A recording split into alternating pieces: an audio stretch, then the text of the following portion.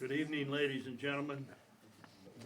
I'd like to call the March 20th Agenda Review Meeting of the McCandless Town Council to order.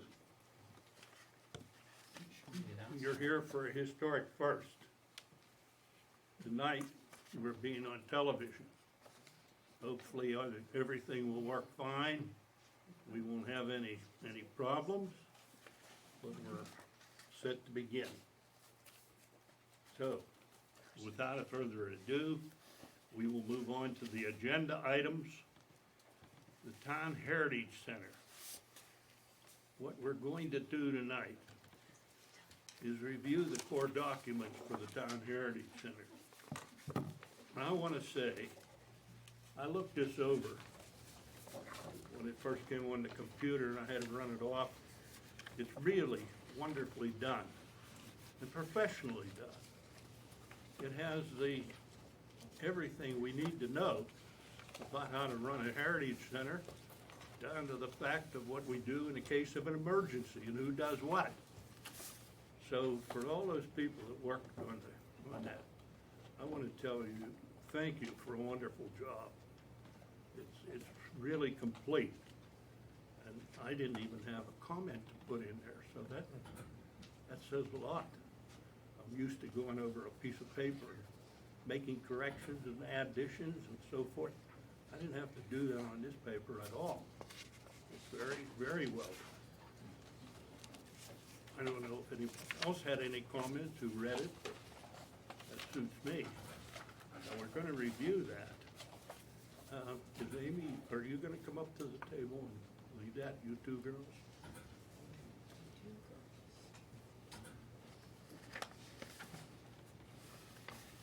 Thank you very much, Jerry. That was a great introduction. There were a lot of people that contributed to those core documents. Well, they were initiated by Maria Costanza, two people removed from the incumbent John Bajarski, our communications assistant. And so Carolyn Carlins became the primary author, and a lot of help from Amy Steele, the executive director of Northland Library, and my wife Georgette is on the committee. She helped, and as did I, and John did a great job. So the only real editing we had to do was really sort of stylize it for the way we do things, because Carolyn, with her background in training, embraced what she learned in school and what she's been applying early in her career here, using the American Alliance of Museums as the basis for this. So been a lot of work that's gone on over the winter after the completion of the building.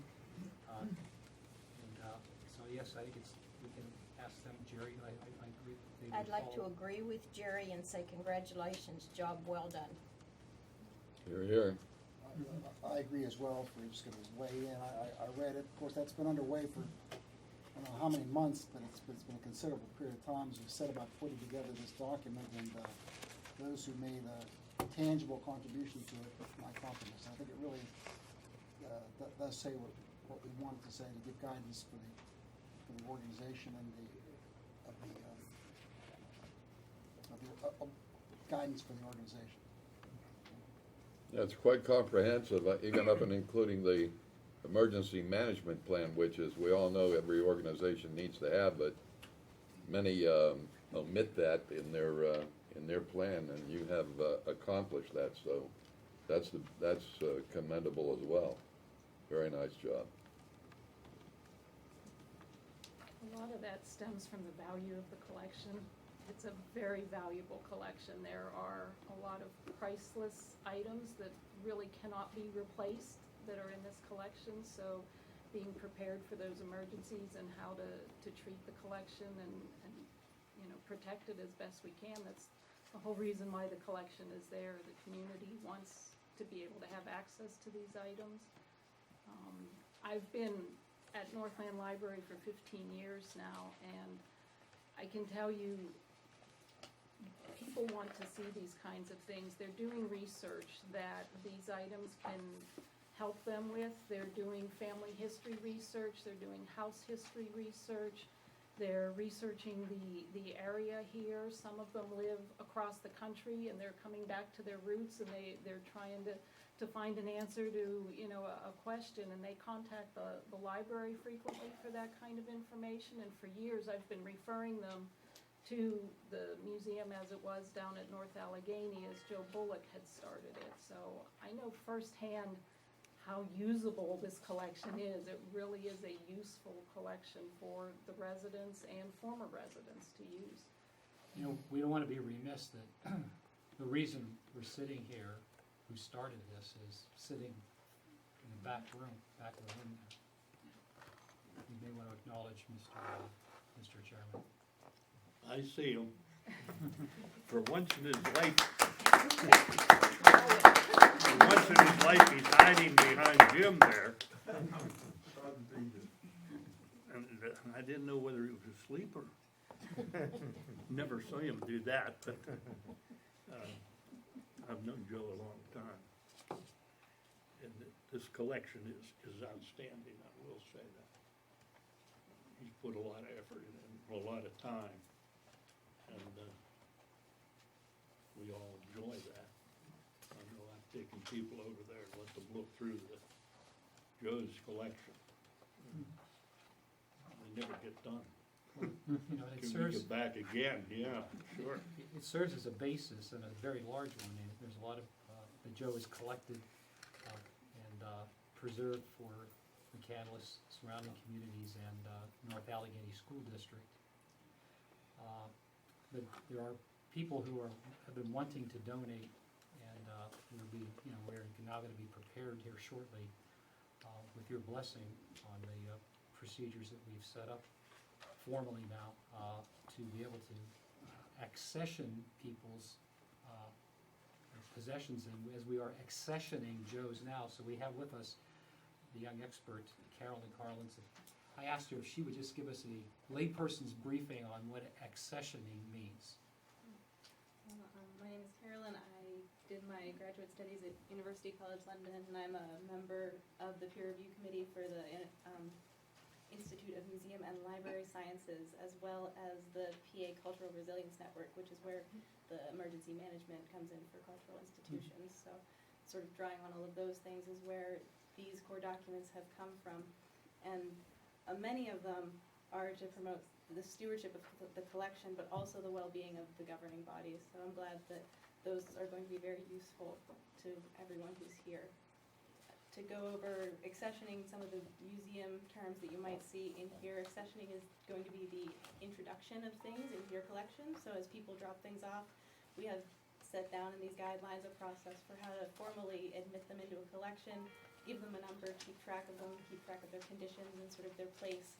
And that will also help people to be able to find things and really use them as a useful collection. You may also see the words on loan. We've already had a couple of organizations that have said they wanted to loan us objects so that their objects could also be on display.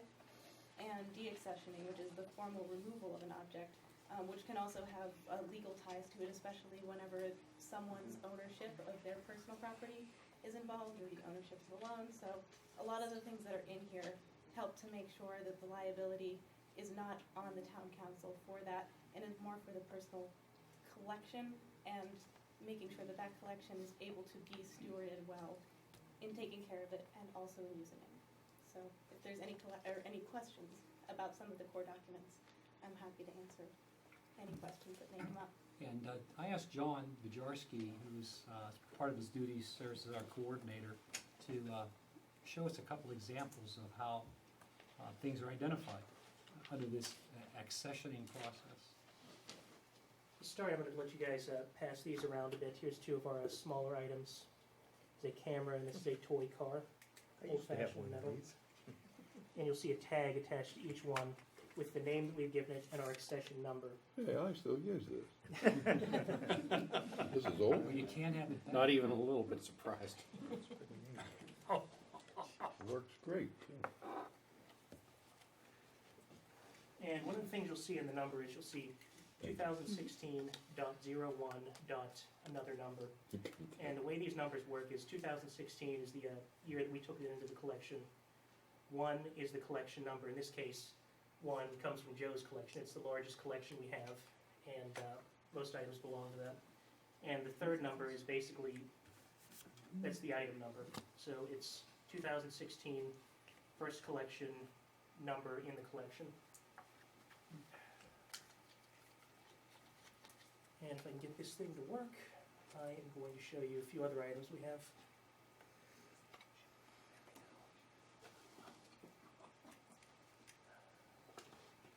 While John's doing that, I'll just Would've sort of expected jump more in with a money, little but filler here. Manufacturer. As each item is accessioned into the collection, a complete description of the item, where it came from, the source, a description of the condition of the item, all of that information, including a photograph, at least one photograph, in many cases several photographs, are all being input into a database so that we will always have that record of those items. We'll know what the condition was when they were received. So if our collection should ever go out on a temporary loan to another location, we'll know, that things are being returned in the same condition that they were loaned out in. That will also help again for valuing the collection for insurance purposes and other things. So it's not just putting a tag on the item, there's a lot more that goes into that whole process. Okay, so this is the stove. It is the largest item in the collection. It's probably about 500 pounds. A lot of the surface is cast iron, and I believe that might be number 6. I'm not sure in there, but it's an example of one of the larger items we have. This is an old Army hat from World War II. Now, we do have a lot of military uniforms down there, and you can see up here, there's the number 2016-1. In this case, this is 140. And some of the hats and other uniforms, we know where they came from. We don't exactly know whose this belonged to. Cash register, obviously old-fashioned cash register. Toy guns. You might not see those kind anymore, but they did used to exist. They don't have the orange tip like a lot of guns have these days. And here's a record player. We do have many record players over there as well. And one of the things when it comes to the volunteers accessioning items is basically it's almost like light detective work, because you have to look for different, signs, symbols, other types of brandings on there on this side. Okay, what name is this? How can we guess, how old it is, and any other identifying markings? And for modern items, in a lot of ways, that's easy because there's serial numbers all over the place, different brand names. Some things like this, you can see down here, Victor is the brand name on this, but otherwise, I don't know if this had a lot of serial numbers or any thing to actually officially date it. But usually, an item like this, you can spend probably 10 or 15 minutes just sort of turning over, looking at, and examining, decide what condition it is, and what we think it is. Back to our stove again. Turn it back up to what we were talking about in that section there. Good. All right. Another part of the accession process is giving each item a location. So we're in the process of, down in the storage space in the collection area, identifying locations for each of the items to go. So whenever they're entered into that database, you know whether or not they're on display or whether or not they're on a certain shelf. So that way they're easy to find. Also feeds into usability and just general knowledge of where everything is. And right now, we pretty much have volunteers that are doing most of the successioning work. Carolyn and some others have helped to train those volunteers before we ever let them start handling and processing the items. They went through some pretty intensive training to learn how to handle the items.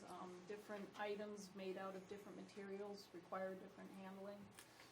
So it's a pretty complete process, and we're always looking for more volunteers. There's a lot of items to get through, but we made a pretty good start of it.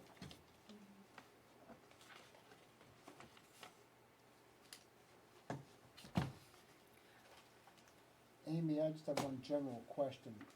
Just taking a look at the 2 items that were passed along here right before you began talking. Does the system contemplate or permit a more extensive description of what the item is as time goes by? I mean, if you, I realize trying to do all at once at the beginning is tough, but that can always control, it update. might identify when it you know, when it was manufactured, who manufactured it, maybe even a serial number or something. You know, you can go overboard, but Well, and we can always update the records, Yeah. it's not a one-time shot, and sometimes with these collections, that's what's actually fun about it, because you start where you may not know a lot of information about the item, but as more people come in and see it, they can provide additional information.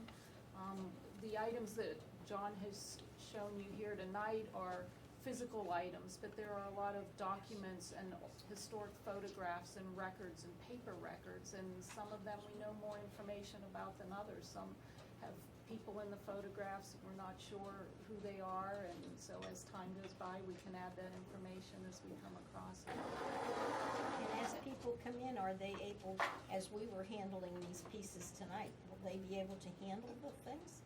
This was special. Well, and I think it depends on certain pieces in the collection, because the collection is so unique, and I know that Joe, in his use of the collection, would let children and people who wanted to touch the items either even get on a scale to weigh themselves on an old doctor's scale. And I think we'll be able to do that with some of the items, just due to the unique nature of a lot of them. We don't know who they were from or where they came from, and so a lot of them don't have as much like historical significance on that side and the data side, but they have historical significance for letting people interact with them. So it might be on a piece-by-piece basis, but we'll I look was at just that as we sort thinking, through. as more people handling them, Right, it'll right. deteriorate. Right. A Things lot of- like textiles and paper, Right. you have to be more careful A with. lot of the items will be hands-off or special handling with gloves and that kind of thing. But we also want some of the exhibits, as we're setting up different exhibits, we want them to be interactive. We want kids to be able to come in and see, how did a rotary phone work, you know, to hear that clicking as that dial, feeds back. And they don't know those kinds of things. They haven't had those experiences. They don't know what a payphone looks like or what a payphone even is. It doesn't even make sense to them. So it's an opportunity to share that with them. So some exhibits will be interactive, but definitely there will be others that will be hands-off. And we have the secure cases for those kinds of items as well. Now, I know there was a lot of work done earlier on this, but are we satisfied we have adequate insurance on everything? I know we looked very hard at that, and, Yes, so far. yeah, okay, good. If any new data comes along, we can modify it. It Yes. is modified, okay, yeah, because that's important. Right, absolutely. On page 4, you mentioned center programs that support the mission and the public service responsibilities. Can you give an example of what some of those programs might be? They may be as simple as a program that showcases a group of historic photographs. We've been doing those kinds of programs at the library, where we have a theme on the historic photographs, picking out a particular phase of life or particular time period, and we can have master storytellers like Joe Bullock sitting there taking you on a tour through 1910 McCandless and showing you the photographs of what it looked like back then and talking about the lifestyles then.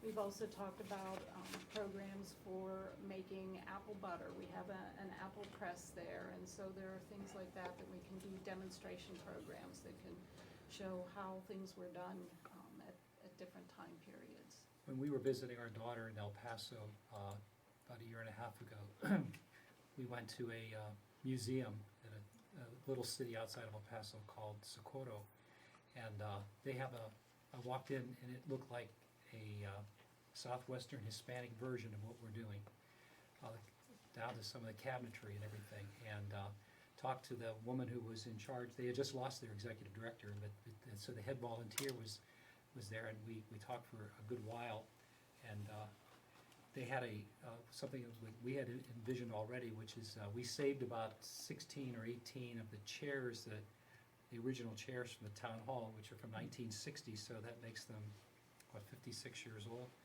57 years old now, and the back of the chairs don't even have zip codes. They have a zone number, which before they were made before zip codes. So those chairs they're up there at the Heritage Center, and they can be put out for up to 16, 18 people to listen to a presentation. We do have a television up there that we got on sale at Target. And we have videos of our collector, our famous collector of that back there, Joe Bullock. And we'll have tapes of Joe with live Joe right underneath to answer questions after people can watch and just listen to that as it goes on. There's all kinds of things we can do. Boy Scout troops, school troops, we envision field trips. And when people, they can start outside with the rain garden we have so kids can learn about how we're handling things environmentally today in terms of stormwater and water quality. They can read as they go up, and people are already enamored with reading The Pathway to the Past. There's 270 some bricks that have been inscribed and more on the way, and a capacity for 800. And when people go in, kids can ring the bell in the museum when they walk in, and we'll have the Wall of Fame for all the dozens and dozens of people who helped us to get this built. Either a total donation or a much discounted donation, their time and money. And so there'll be opportunities all throughout, and the themes that we've settled on based on, Joe, what you've collected. There's the North Allegheny section and the domestic section. May call it farm to table because there's a lot of farm equipment. You saw the coal stove. There's some other old kitchen items, a lot of school things, a couple of old desks, entertainment items. There's too many old record players. There's a Victorola on the way. There's a cylinder player coming. I don't even know what that is, other than I know it existed. But there's a jukebox, and it still functions very nicely. It's on loan. That belongs to Joe's son. That's a story and a half. Joe will tell you about the details of that someday. And the military exhibit, the idea is to rotate that because of the capacity.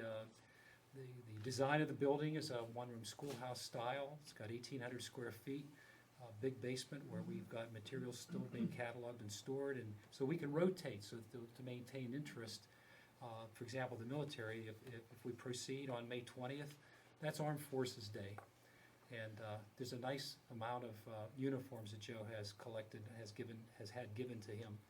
And so they'll be on display. We have a few mannequins, and we saw down at the Carnegie Center yesterday when my family and I were down there visiting, you can hang uniforms on a coat rack. It kind of looks like somebody parked their uniform for the evening there. So we have a section of the Harmony Trail, the old railway system, the Harmony Short Line, and that we can actually mount on either on the ceiling or the wall. Right now, Public Works is figuring that out.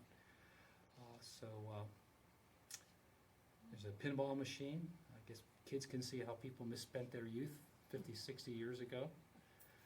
And there's so many other things that, so there's a lot to show and share, and people, the idea is with the number of hours we're proposing, 24 hours a week, Wednesday through Friday, 2 shifts a shift from 10 to 1 and a shift from 1 to 4, and then weekends from 1 to 4 on Saturday and Sunday.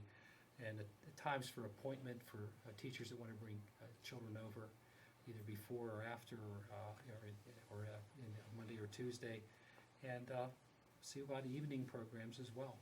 So as we continue to grow the number of volunteers, we had more that wanted to accession and catalog, and now if we can proceed with the way we're planning, then we can advertise this significantly and get more volunteers to augment who we already have.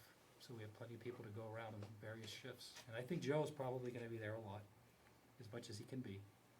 I think one of the programs we'd like to continue are some of the programs Joe has been doing for many years. And one of those that brings in the most interest are class reunions from North Allegheny. They come by the droves. I don't think there's hardly a class reunion that happens anymore without someone getting in touch with Joe to come and go through the museum, and he pulls out all of the items, from that time. They like looking at the old yearbooks. He has a lot of the old North Allegheny newsletters, and just since we started working on this, we had a retired North Allegheny art teacher who had over the years scanned and taken slides of student artwork, and so he took his slides and he digitized all of those and put those together for us. So We can, and he has them broken out by decades, so when these reunion tours come through, we can have playing on the television screen, you know, samples of the artwork from those years. And it's amazing how they do come back, and they're looking for those things. Yeah, one of the classes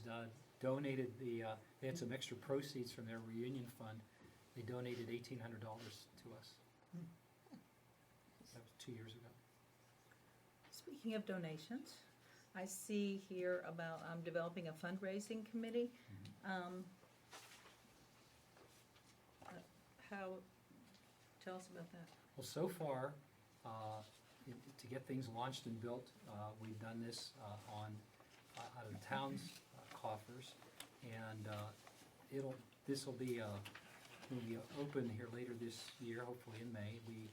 We'll see how much it does cost us to operate. We know how much some of the basic utilities and so forth are, but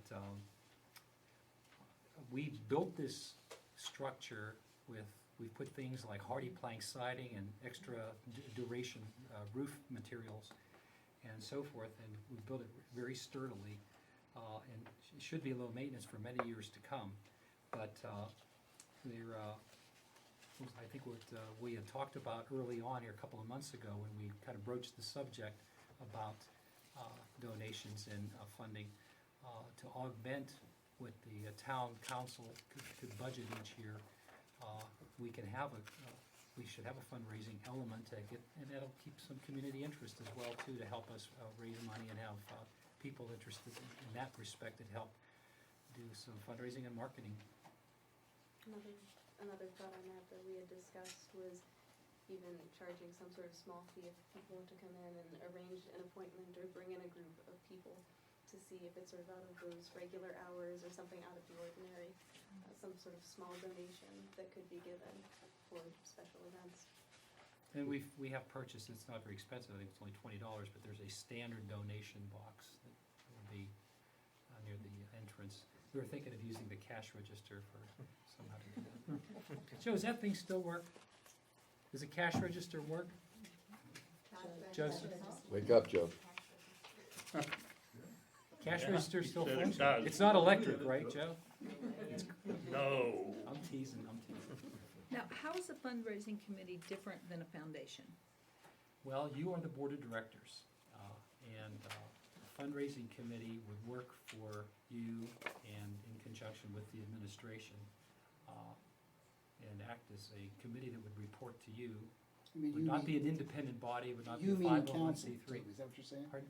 Are you saying you, You, the town council. yeah, you were speaking to Yeah, Kim. you're the governing Okay, I thought you meant board. You plural. So I think it would be a group of people that would be appointed by you and work with me, work with John, Amy, who's been so kind to help. I just saw it here that it said to pursue that, but I didn't see like, what their purpose would be, or how many there would be, or what more the logistics of that. I didn't see any of that in here. Right, I think we could flesh that out further and see how many. I think it's right now, the idea was to just acknowledge that the recommendation that we should have someone to help raise funds. I think that would be something council can determine. So is this something we're supposed to be approving then, or? Make it all formal and archival itself, yes.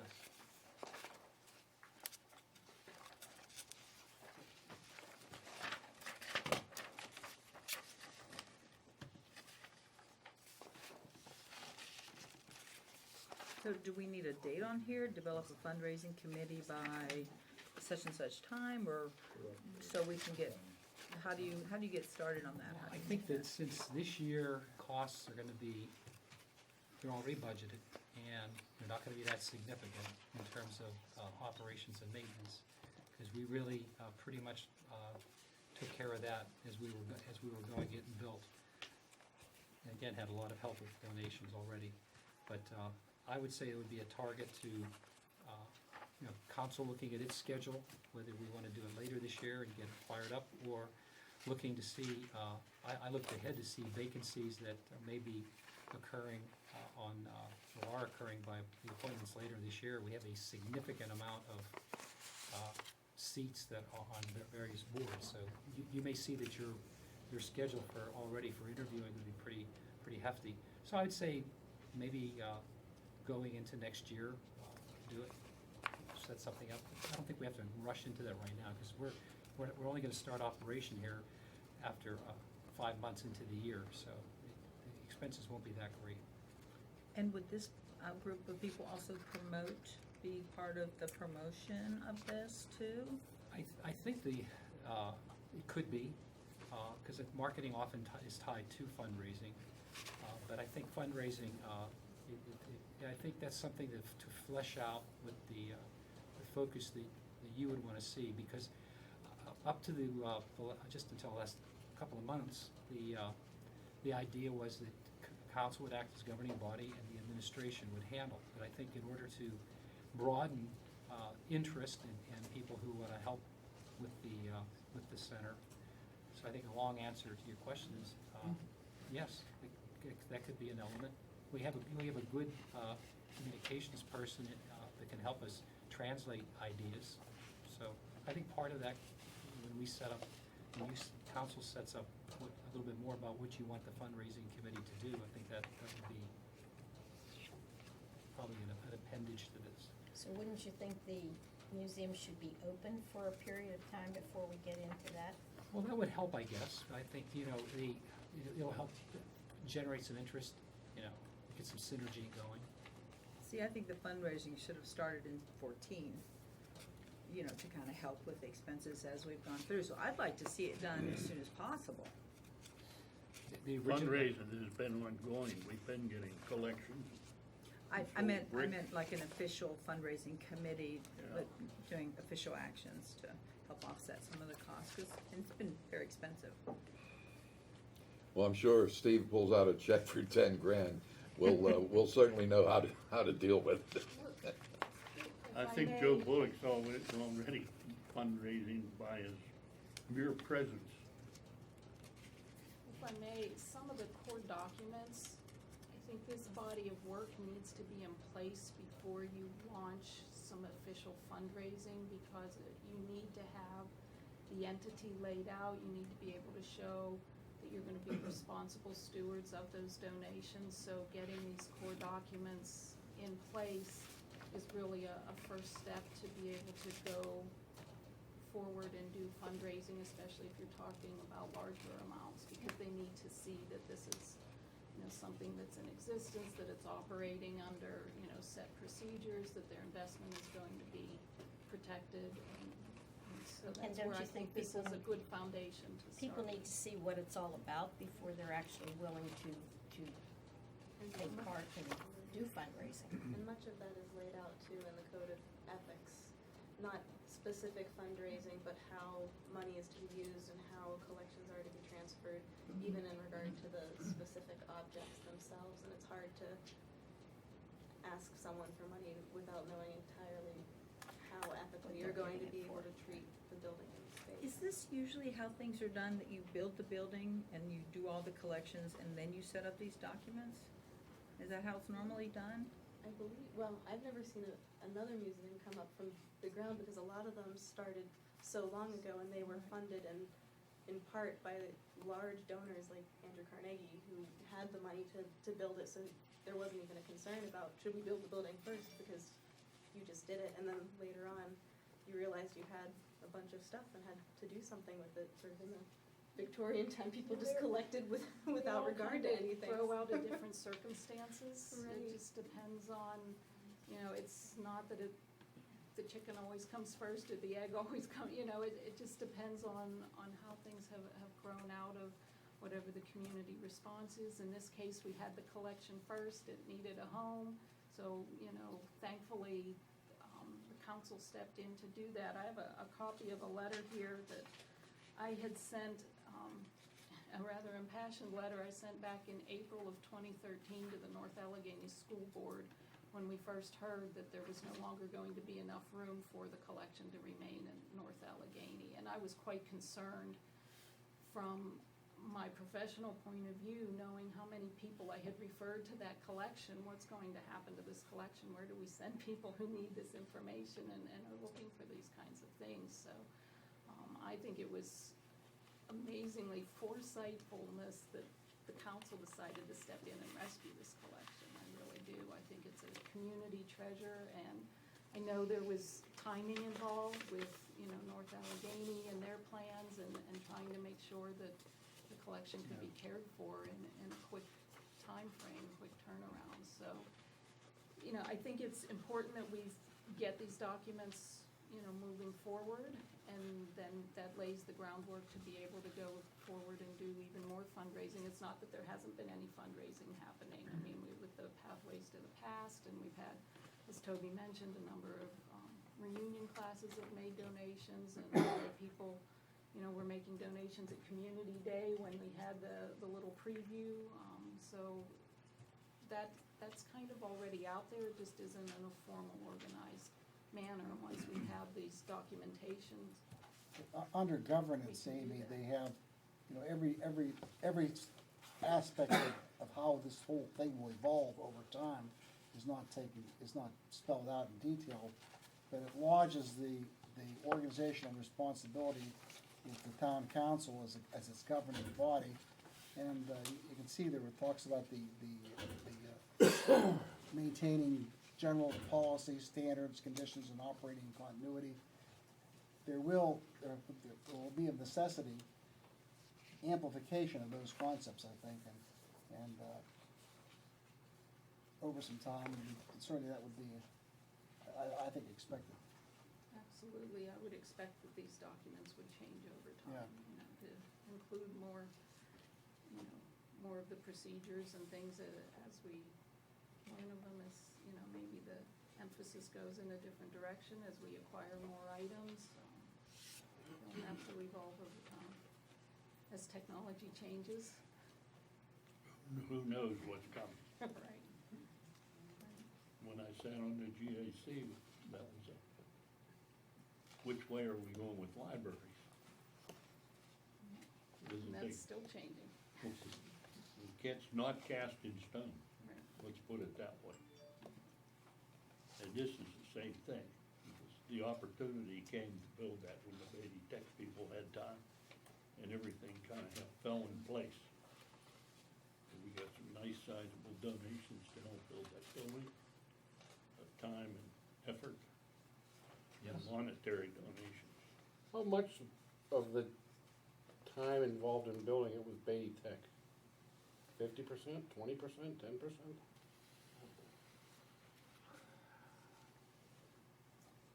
They did the whole structure. They were involved in virtually the whole structure. Did they excavate? Did they? No, we had an do excavator foundation? do- We donate his time. That was donated. He's sitting there. So Jason Singer. the foundation was free? The foundation was donated by Gary Herbert. Okay. Yes, he had a block layer. He said, Joe, I'll give you $10,000 or I'll give you a foundation. So he and Joe trooped in here and said, what do you want? He said, we'll take the work. Okay, and then Beatty Tech did all of the framing. With a couple of our guys and their instructors side by side, because this is, a public building, yes. And so, Right. and they're supervised, but yes, they did all the And did framing. we pay Beatty Tech for anything, or? No, in fact, though, two of the students were recommended to be interns during the summer, and they helped immensely, helped our crew members during the summer, and Beatty Tech applied for a grant to reimburse us, because we put the kids on as summer seasonal help, and we were fully reimbursed. So Beatty Tech's labor was all gratis, and it was through 3 semesters. And then we had to help them in the last semester because they had some other commitments they had to keep. So they did, it's hard to put a percentage on it, Steve, exactly, but they were involved heavily in framing, drywall, electrical, the Ductwork. HVAC. They helped bend the metal. They went over to a graduate, Hampton Mechanical is one of their graduates, the president of Hampton Mechanical. He had the kids go over and watch and then help actually bend the ductwork that's in there. So you think Beatty Tech provided 40, 50%, 40 to 50%. maybe more. And other materials, weren't there other materials donated? Not too many materials are donated. It was a lot of labor, about $175,000, $180,000 worth of labor from the architect to a lot of the subs. Her father happens to be, that's the coincidence in this, he's an electrical engineer. He subs out with RSSC, Roshander Sturzinger Kupchak. And he said, you know, hey, by the way, my daughter is graduating from the college in London with her master's, so she's moving back here. Oh, okay. So she worked at PIPS for a while, and now she's at PIPS and helped us with these core documents. That's what she was trained to do. So she's donating half of her time. I'm just wondering how we ended up with 50% of the labor, foundation free, and average construction cost for commercial is $100 a square foot. Average for Not for commercial. residential is, yeah, I Not just looked it anymore. up. Average for residential is 150, with a higher end at 168 even. And, we ended up at 166 per square foot. $285,000 roughly in the cost for materials and rental of equipment. Very little of that, but mostly Well, it was more than 200. Is this, Great. I have a question. I don't Of know course, if we this is- weren't here for when all this started, so we're trying to catch up. I'm sorry for people who already know all of this. But under culture in our budget, under 451, under special funds, is all of this, is everything that's under here, is that all from the museum? Is that all museum? Excuse me, I'm sorry. Is that? Because we weren't here for that, so I'm well, trying to. you have the numbers added up. But I mean, Yeah, I don't the know, act- is all of that for the museum or is that for anything else That under is culture? all museum, and Okay. that is the salaries are our people Mhm. that we put there. So, yeah, So what does that total? but that includes our salaries, which would have been paid anyway. Right, but they were, could have been, they would have been maybe doing something else. So it's 270,000, 217, are you adding? 270,000, 217,000. And then 40, 50, 60, It's already built. 4, 5, 6, 7, 8, and then 10,000 more. So that's almost 600,000. How much of that is personnel? I was saying was the costs of the materials. Well, I think, Steve, were you asking about Well, I was total asking the cost? whole total Total cost cost, of okay. the building. Well, the architect originally estimated the cost of a building like this, if we would just put out a contract for it and built it, would be $500,000 or more. It's a public building, it's not Well, it's not didn't a we house. pay $500,000 or more? Rather than trying to do this on the fly, don't we have, is Reach here tonight? Yes. Right Yeah. This can be calculated, I assume, by, would that be correct? It's there. It's there right now? Yeah, I mean, do you have the,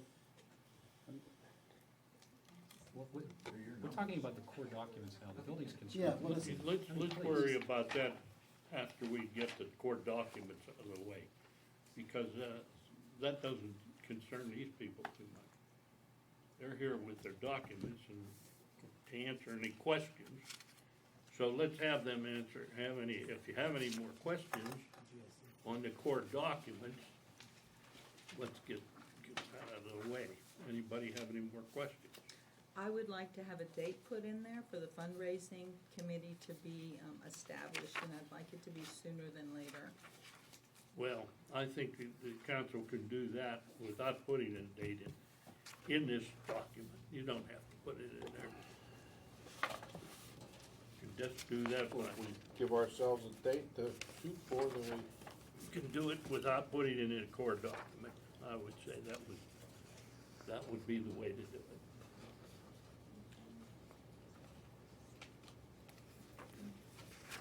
We just need that administratively so that we know what date we're shooting for. And I would wait till we dedicate the operation. What do you think? date set in there for that, isn't there? What is it, May 20th? May 20th is what we're suggesting, yeah. That's the suggested date that we're gonna dedicate the museum. But again, that date isn't, that's in your information about the center itself. It's not in the core You document. usually don't want a Yeah. specific date No, like you that don't as want it. part of the core documents, No. because you want those documents to be able to live on through the lifetime of. Yeah, I Be think that's flexible. just in our, that's just in our memo, isn't it? Right. That's in the memo in the I mean, front. so, you know, go ahead if you want to set a date, but I don't see that it should be part of the core documents No, themselves. the core documents The existence of is- the committee should be in there. That's your which is- constitution and bylaws. Right. That's what we wanna keep. Right. That's an ongoing document that's gonna govern the whole operation, and we don't wanna, I mean, it doesn't matter what day we start, we can do that, but it's in the memo. Okay, what else we aiming to do here tonight? We introduced it. If there's any other questions about the core document, that's the first thing we wanna talk about. Anybody have any questions about the core document that these people? Okay, well, this is obviously the first step of a long process, and appreciate the work that you two have devoted to this. It's been fun. Well, just them, the whole committee. It's a lot of work. And the volunteers. And the volunteers. Volunteers. That's what we're talking about, the whole committee, the volunteers. A lot of work. Joseph, do you have any comments? Well, I'd like to say how happy I am to be here, and how excited I am. Should we give him a mic? to be the Heritage Joe, Center. why don't you come up to the mic? Do you What? mind? Is that on, Mindy? No. Melinda? Yeah, I'm hard of hearing myself. Get you on TV, Joe. Well, I'm very honored to, whoop, is this on? It is. It's that okay, on? it's on. It's Oh, it's on? Joe. Okay. I never talk on the mic that much. I'm honored to be here because, first of all, 18 years of my collection. The unique thing about this Heritage Center that people don't realize is that McCandless has 6 of the schools that are in the North Allegheny School District. And the history that's involved when I took over the history project at North Allegheny, I didn't realize it, but we had Bradford Woods, Franklin, McCandless, and Marshall. And I had to enhance all that history of those municipalities because they were part of the North Allegheny School District. And the interesting thing is students from McCandless, Franklin, Bradford Woods, and Marshall had to go to different high schools. We didn't have a high school here. So then what I did is I enhanced that history because I graduated from Westview High School. I lived in McCandless. Kids graduated from Perry. They lived in McCandless. Kids graduated from Mars, and they lived in Bradford Woods. Franklin kids graduated from Ambridge, and they lived in this North Allegheny School District setup. So the Heritage Center, I think, is so important to enhance the whole history of this area. Just think of the trolley that went through McCandless. That's history in itself. And the veterans, First World War, I have collections that I've been able to accumulate over the years. And if it wouldn't have been for McCandless and the insight of these people, this history would have been completely lost. I don't know what I would have done with it. I marvel at the things that are in there. Toys, maps. They didn't even mention all the albums that enhances the area. So I'm very proud to be a part of this and to assist and help where I can. I think I can't wait for the grand opening where a lot of people that I know, and I've touched so many kids through my lifetime at North Allegheny School District, and I will continue to touch those kids. But also, I touch the senior citizens that I love very dearly because I'm one of them.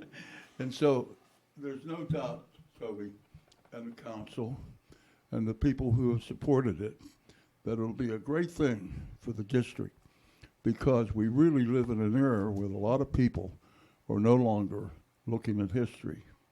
It's almost a thing of the past, but we're going to continue to do that.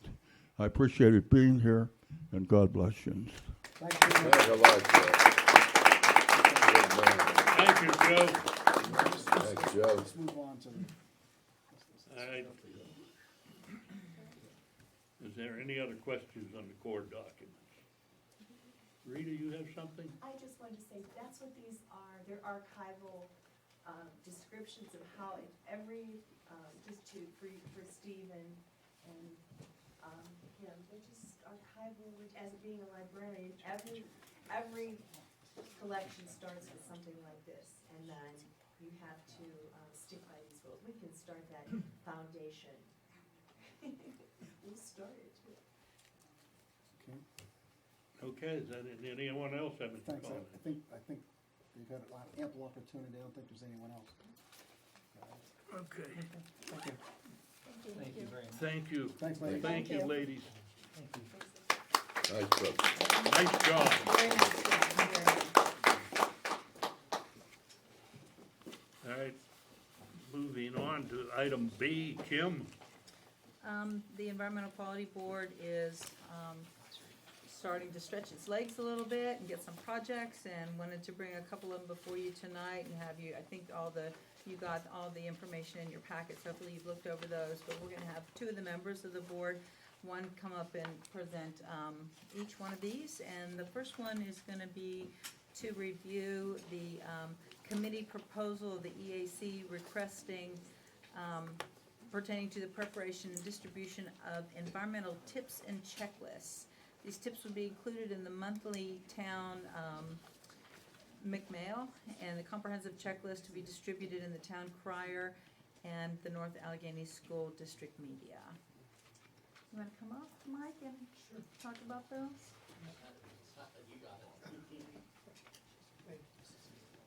Should we go to the microphone? I asked her, and she Yeah. said to have him sit up Up there. there, okay, okay. I just Well, the wanna make sure microphones it's should on. collect from everywhere, Oh, do they? But because I we have think three it's- It's microphones. supposed to be directional, that's Mike, what it is. so they'll Okay. pick it up. So, Guess we'll find And out if we tonight. don't, we're gonna find out. It'll pick you up. yeah. If it doesn't work, I just we'll wanna find make out sure. You quick. talk in your Heritage Center volunteer, that you are also, Yes, I am. right? I am You talk in a voice that I've become familiar with, we'll hear you plenty fine. Again, my name's Mike Tenak. I am a member of the Environmental Advisory Committee. Number of our members are here tonight, our chairman, Jason Singer, Carolyn, our vice chair, and Brian. Without going over everything that we've done, there's these 9 people that meet every second Wednesday. What are they doing? Well, we're trying to get ourselves together, and over the months, we've said, okay, we have to break down to projects, long-term projects, short-term projects. How can we make an impact? So what I'm working on is one of the short-term projects. It's an environmental checklist and environmental tips. We actually have already started the environmental tips. Back in December, we started putting those in the McMail, and John takes care of that. We get him the tips, and he puts them in the McMail every month. That was like a short-term thing we knew we could do right away. The more long-term of this project was coming up with an environmental checklist. The idea of the checklist is to present to the residents on a larger basis things that they can do in their homes, in the community, get involved to help the environment through very small things, and also get together with their neighbors and do some projects in their neighborhoods or where their streets and areas. The whole thing is to enhance the environmental involvement of all the residents of McCandless, and to be able to have McCandless recognized as someone who is contributing to the environment. What we're in the process of doing now is developing the environmental checklist. This is gonna be more comprehensive, and the question was, how were we gonna get this distributed? So as we went through the process, we decided that the best way to distribute it to the residents would be to use the town crier. And put a section in the town crier that could be removed, and they could use this checklist and see if they're doing some of these things, and again, get other people involved. Then we said, but how do we know everybody's gonna get a town crier, because we're sending it out or whatever? So we decided that we would like to get the North Allegheny School District involved by giving it to them in an electronic environment that they can give to the children, or as they do, they send a lot of these things home electronically to the parents. So that would be another means that we could get these tips and checklists out. As far as the source has been members of our committee. They have all given me things. Kim, Brian, everybody has come up with something. We're also using things that we find on the internet that are not copyrighted, or if they are, we make sure that we're not infringing.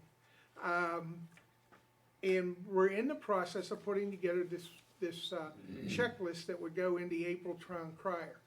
One of the things that I had talked to John about is, even this evening, was because we're trying to make some of these seasonal, that's how we're doing the tips based on the month that they're being involved in. As far as this checklist is concerned, we'd like to make the one for April to be more of a spring, summer, and a fall one to be, or August one to be fall and winter. That would allow people to have things that they could check on during that process. Again, it's all been put together. The only cost that we see coming is possibly some printing cost of $150 that we put in our proposal. And I would open it up now and say, is there any questions about? Have you spoken to the school district? Are they willing to do this? We have, Jason, who's? I can speak to that a little. Jason Singer, I'm chair of the environmental. One of our members, Bill Kirk, has reached out to North Allegheny School Board. We're in contact with them as far as how to distribute.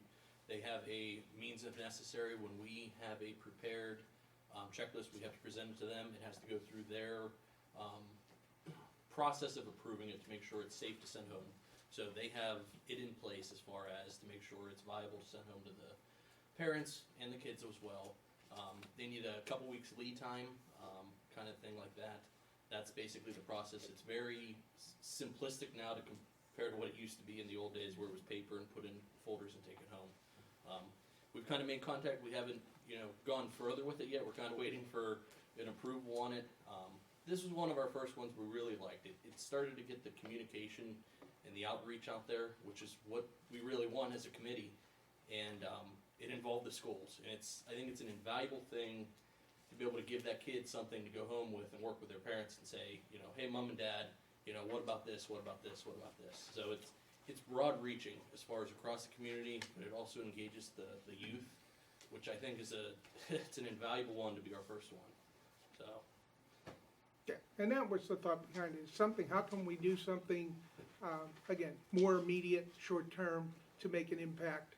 We have many long-term things that we're looking at, and I'm sure Brian will be talking about some of that, and we have a number of other things we're talking about. But the idea behind this was to get ourselves in front of the council, see who we are, what we're doing, and what we're trying to do, and we felt that this was a good start and something that we would hope that you would approve.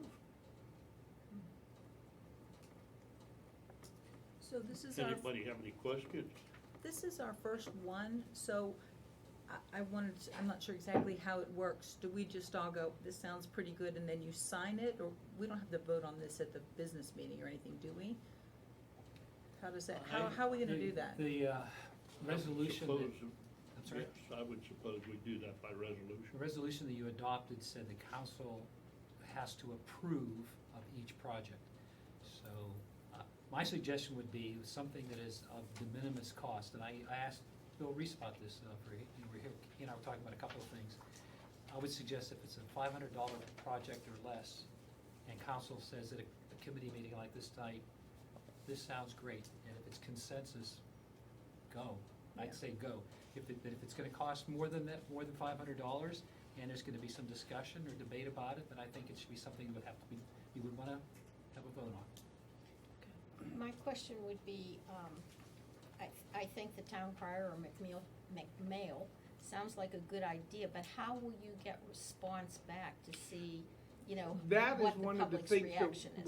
we're also talking about. We're making this, and after we do this town crier, we need to get feedback from the community. We need to get something from them saying, yeah, we saw this, it looks good, let's keep it up, or, boy, I didn't know. Do you have a proposal as how to get the I'll feedback? be honest with you, at this point, we're tossing things around about how to do Brainstorming. it. Yeah, we're brainstorming about how to do it, but we realize that if we don't get feedback, How will you know? yeah, how will we know that we're making an impact? We put poor John's email on everything, questions, comments, or whatever, contact him. So, I mean, that would be one informal way, is just having it Right. on there. If you have comments or suggestions or Ask him ideas. to or- come back on the website. Yeah, to back to, yeah. And John made a Have you nice, gotten responses, John? Yet, is your name already out there? I Email mean, it's address? out there for other things, but it's not specifically for the EAC yet. Well, but do you, there's not been an opportunity yet for you to get responses, is that? This Based would on be the this, first. no. No, they didn't this send will be anything the out first. yet. Yeah, chicken and egg, once again. Now, we, Put we, one the gets- things that we put in McMail, John did a great job and built a page that had pretty much presenting that there was an environmental advisory committee and put all our names on it and indicated to people that were reading McMail that we have these people that are doing this, and here's some tips. And, again, we wanted to take it to the next step. Well, I would be anxious to see what kind of feedback you got from it. I Sure. mean, I think it's a good idea, but again, you know, if you're Oh, not I gonna get agree. feedback, then to me, it'd We be have to have worthless. feedback to see what impact it had Right. at all. But I think we need to we've done the tips. If we can get through at least one of the checklists, and we're, again, brainstorming, what is the best way for us to get feedback? That we can get this going, and once it's out there, we can say, okay, whatever method of feedback we come up with, we have to come up with something, I agree. Right. Absolutely, we have to come up with something. It strikes me as having not given tremendous amount of thought to this, as you folks all have, obviously. It just providing, asking for a response in the document that you send around. And just say, please, may we have your comments, and here's, and please respond We to this can, person. we can definitely add that as an adjunct to the checklist when we put it out. I mean, otherwise, how are they gonna know to Right, respond? Yeah. right, we would like to have your comments on what you think about this, et cetera, and have a place where they can send their comments electronically, which most everybody does. And we can then go through those comments, see what we get, and go from there. If we give them an avenue, I believe people will respond I to think it. so too. Thank you. Any other questions from Mike? Back here, Jerry, in the back. Up to the microphone, please. Now that we're being recorded. Now that No, we're, it's now that we're, recorded, John, it's recorded, so. it's being recorded, this is our maiden voyage here. It's John Harrison, 1473 Hedwig. One of the things you can do is put a link on your website that you can go and have that people can go and put responses back to, so that you can go and do that. Other thing is go and take out a Gmail account, email address that goes in, that you basically have things going to, so it's not filling his everyday email address I mean, the ideal thing is you want to have it be filled, but you also don't want to have it that he has to weed through it all because of what it is. So if you have it that it's an email address, or you can even do the same thing on Facebook or other means of that are out there, that makes it easier for you to maintain, and you can actually go back and it doesn't cost you anything. It's free. And I thank you for that, because that's a great idea, because there are gonna be many other things that this committee is gonna be presenting to be done that's gonna require feedback. So if we create a central repository in an electronic environment for people to respond to whatever, or even give us ideas, that would be great. And some of the other things, there's different Survey Monkey and different ones that are out there that don't cost you anything, or they're very inexpensive, but you go and use them to your advantage. And again, play it to the kids, because the kids are gonna. I mean, if you get the Absolutely. kids to engage, they'll take it over for the parents, and it becomes a thing. You know, whether it has to do with recycling of everyday goods, house goods, to your recycling of yard waste, to all of those different things. And if you get the kids to buy into it, which from the school side of it, the science teachers are pushing it every day, because I hear it from my 8-year-old coming home from HOSAC saying, hey, we should be doing this. We're not doing this right. We're, turning the lights off and all those different things. They're pushing it into school, which makes it easy to go and do. Take advantage of it. That was our reason for using the school as distribution, because the kids will get into it, and the kids will talk to their parents. Right, and I personally know most of the school board members, and they will buy into it. So if you present it Absolutely. to them, And that's it's something- definitely something that Yeah. you can work, and it works for the community. And as Jason said, that's something we do have in progress. Thank you very much. Yep.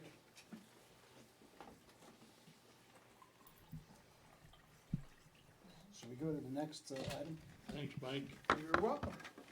All right, we have the other one, Do we have the thumbs up for this one? Yes, I don't know. Brian? Yeah, Do all we- in agreement, I Yeah. don't think Okay. anybody's objecting. Do we So I need just any making kind of sure. a formalized, If you take my suggestion, Yeah. they said it would cost about $150. If it's I don't de think we minimis, need to under form a vote 500, for that. and if it's consensus, let the Yeah, record for that reflect. small Yeah. amount. Mindy will have in the minutes, I don't- it'll be in tomorrow's The McNotes. easy way, is anyone have any objections There you with go. that project? okay. Good. I don't hear any, so therefore And I that like the project idea of can- having the separate, that project may That was a go. good suggestion. what do you call Ryan? that? Just as a quick footnote, we've had for example, a Recycle It email address for years since we implemented the automated recycling. That's something that John monitors. So if we have an EAC notes or something, or whatever EAC Right. repository. Well, I not a like pro- that not a idea of problem. having a separate one. And for our all the town. means that John Harrison's talking about, sure, Yeah. sounds great. So we have a second proposal that Brian is gonna give a short review of, and it's a request to enhance the presentation of the town's green space inventory with the potential for a future green space map layer on the town's GIS system, categorizing the town's green space. Brian's gonna present that now. Thank you for having us here tonight. Many members of the committee felt that there ought to be a better identification of green space within McCandless. And the definition that we're operating for green space under is it has to be open to the public and be available for passive or active recreation use.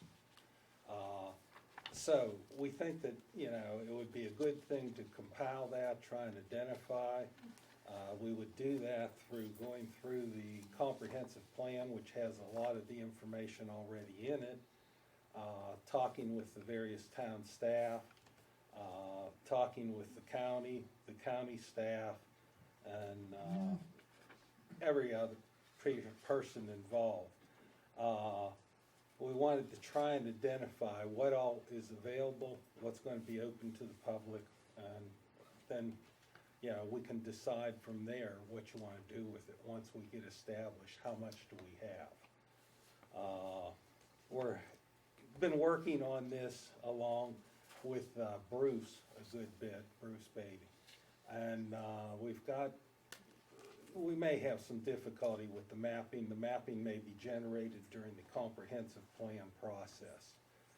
Try and get that kicked out. But at this point, I think we're getting pretty down to the nitty-gritty on how much do we actually have. Any questions on, we put forth a one-page proposal in front of you there. I tried to keep it simple so that, you didn't have a whole lot to worry about.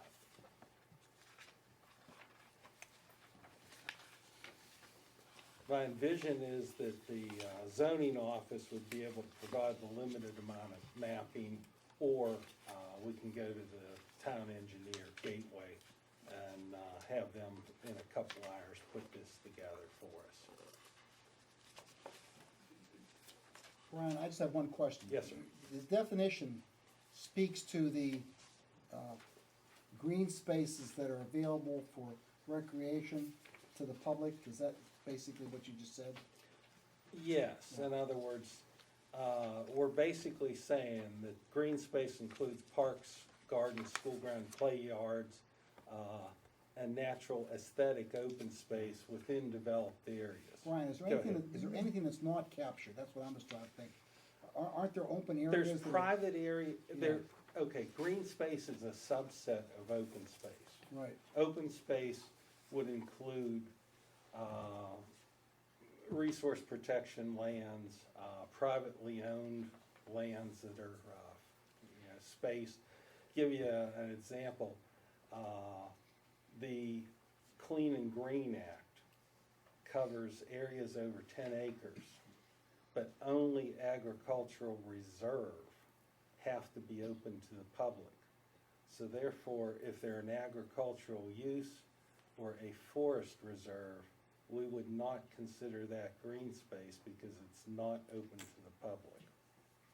But it is open space. But you it's thought through enough aesthetic. to be satisfied that that definition is a good That- working definition. That's a good working definition, and I basically went over the legislative person on the county's behalf with that definition. Good. I've talked with the county real estate office that handles the Clean and Green Act. I've talked with the GIS person who deals with North Park, and we've got some acreages on that and all this sort of thing. So, and we've gone through, and one of the unfortunate things is in a lot of the brochures, handouts, that sort of thing, we've got some confusion.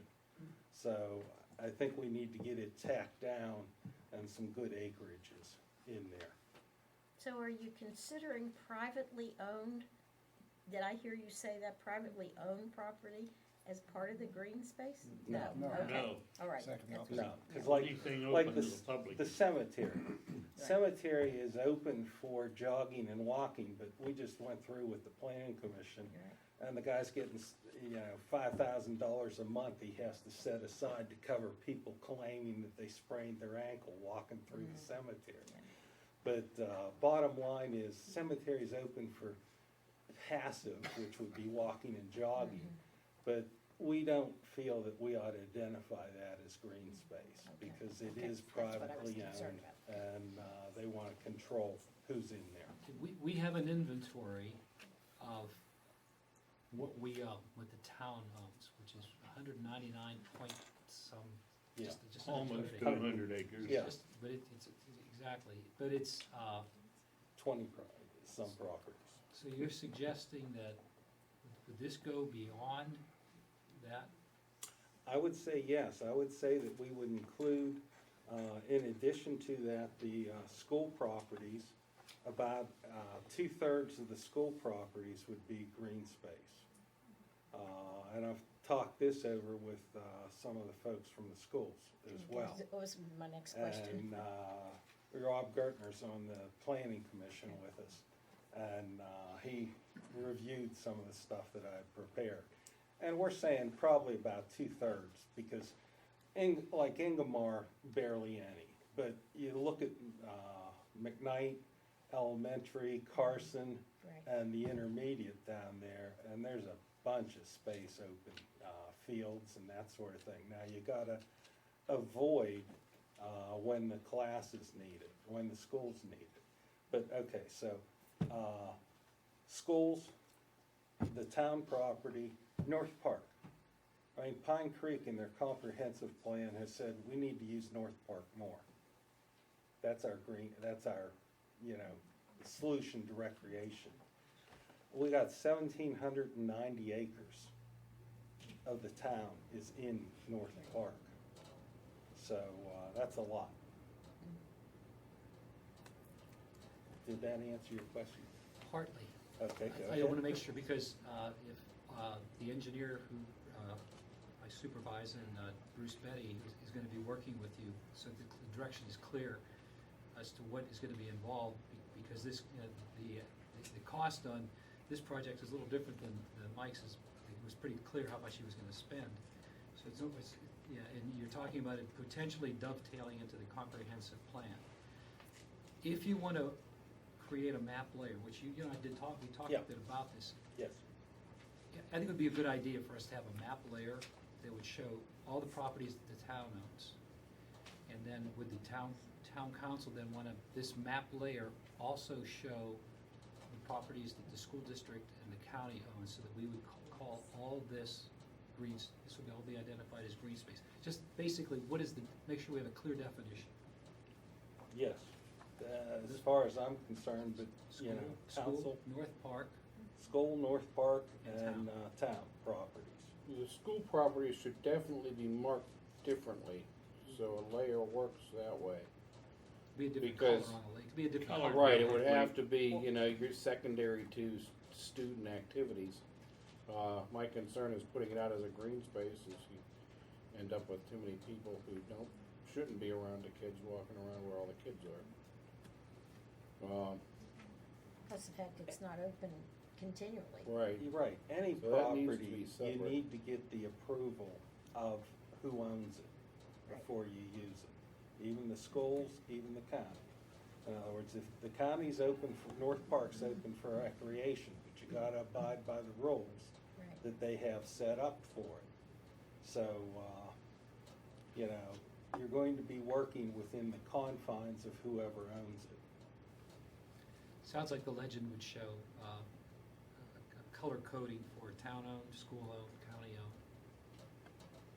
Something like that. Yeah. Okay, just to Michelle, make sure we the have to direction. differentiate between property that can be used and stuff that can't be used. And we're only talking about stuff that can be used. Yeah, we're talking about public space. Now, the buildings. Well, there's some, You're talking like the school properties, I'm saying about a third of that is in building and parking lots, yes. But for the And then sake we of got trying some to map steep it, areas that might not they're be- green space. Yeah, They green can be space, used but for not- bird watching, Yeah. passive.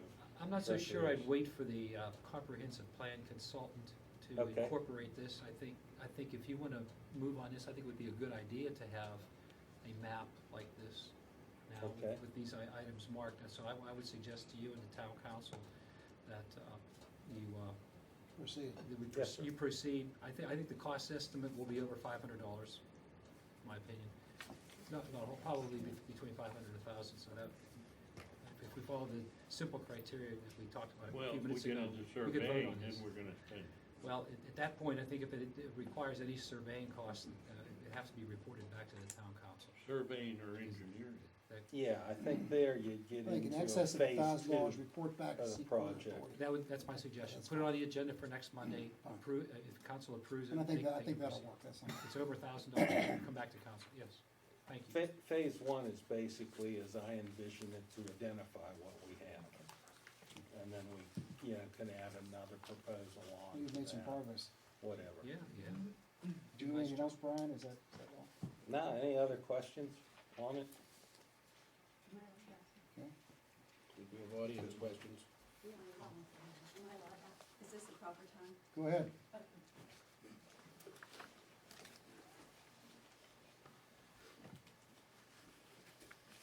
Hi, my name's Debbie Sagan and Parkland Drive. I just, thank you, this is so exciting to hear what you've been doing. Thank you so much to the committee and for doing this. Just a brief clarification, like with Vestal Field, that's mainly a ball field, so would that be, and it's used, exclusively by Franklin Ingomar, whatever that is called, the, McCandless Athletic Association. yes, thank you. So is that considered a green space then? Would that fall into? That would be considered, because the town has a 99-year lease with them, start. No, Vestal's, we have, that's Vincentian. we have the deed. Concession. Sorry, But I mean, because that's kind of exclusively for baseball.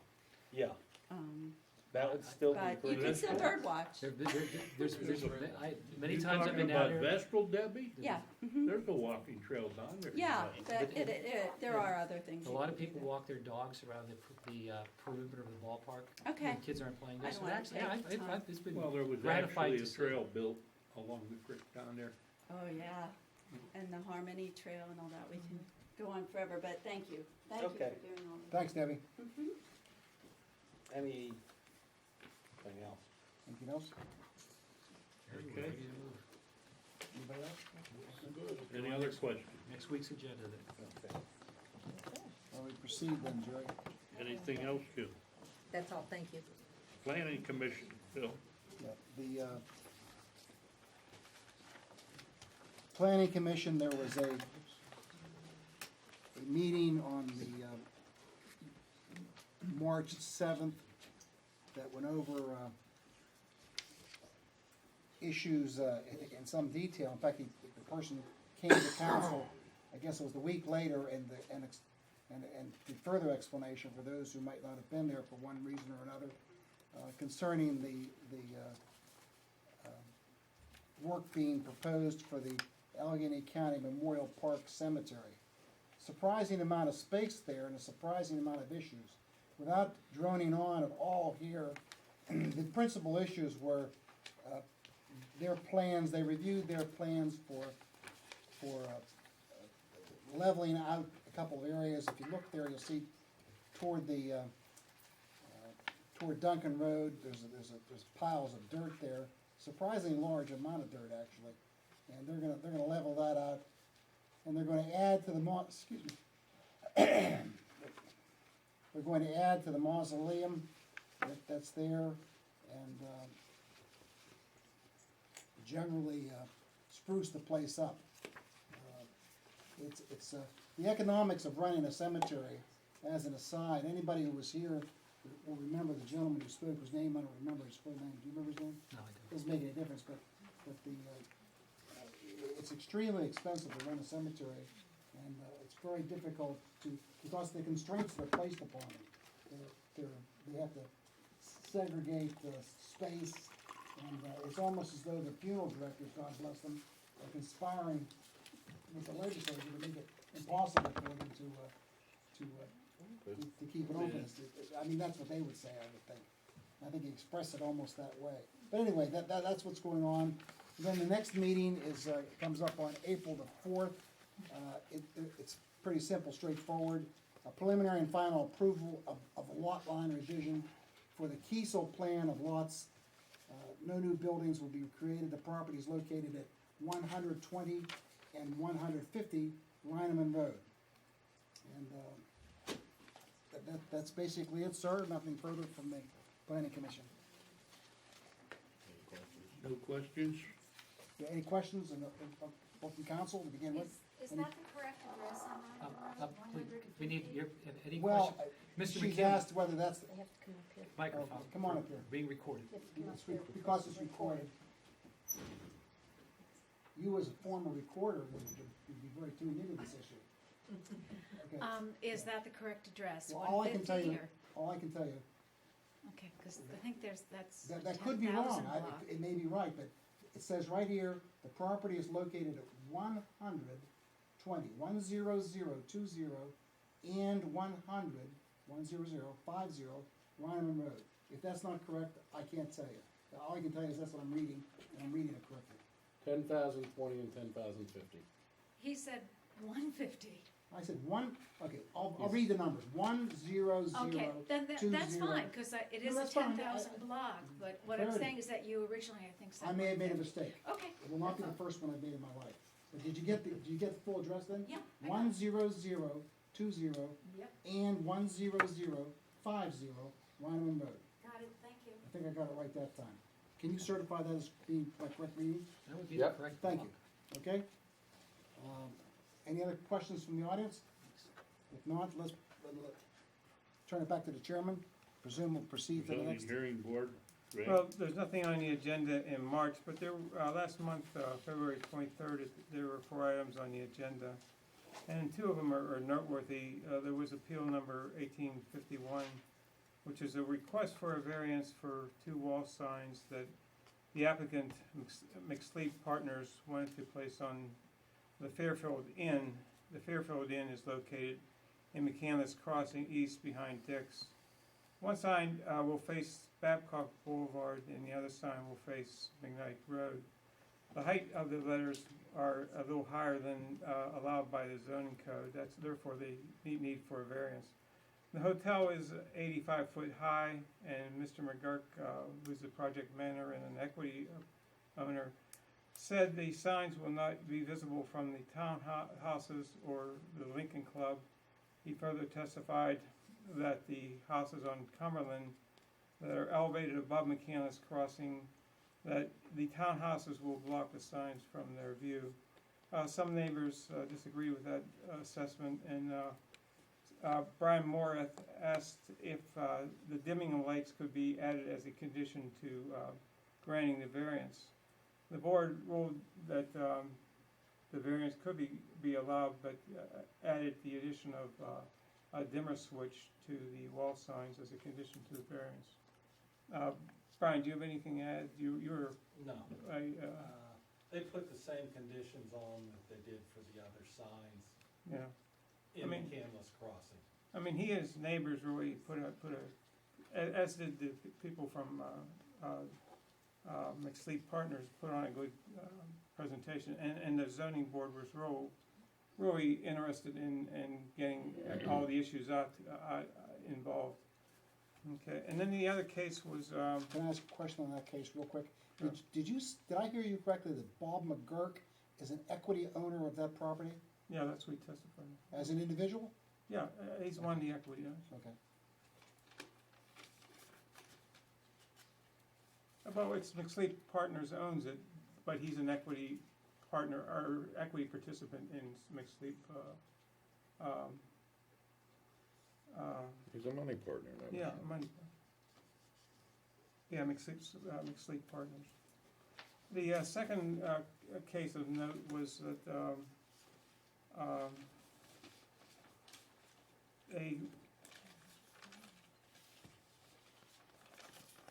appeal number 1861, which was there was an enforcement notice issued by the zoning officer, which prohibited the parking and / storage of vehicles on the property constituting part of the Rave Cinema site. Richmond Properties, the applicant, bought the Rave Cinema site in October of 2016. The property after purchase was used for storing vehicles that were ultimately for sale to customers. No customers viewed the cars on the side of the property. The salesman would go and get the cars and then bring them up to the vehicles dealer.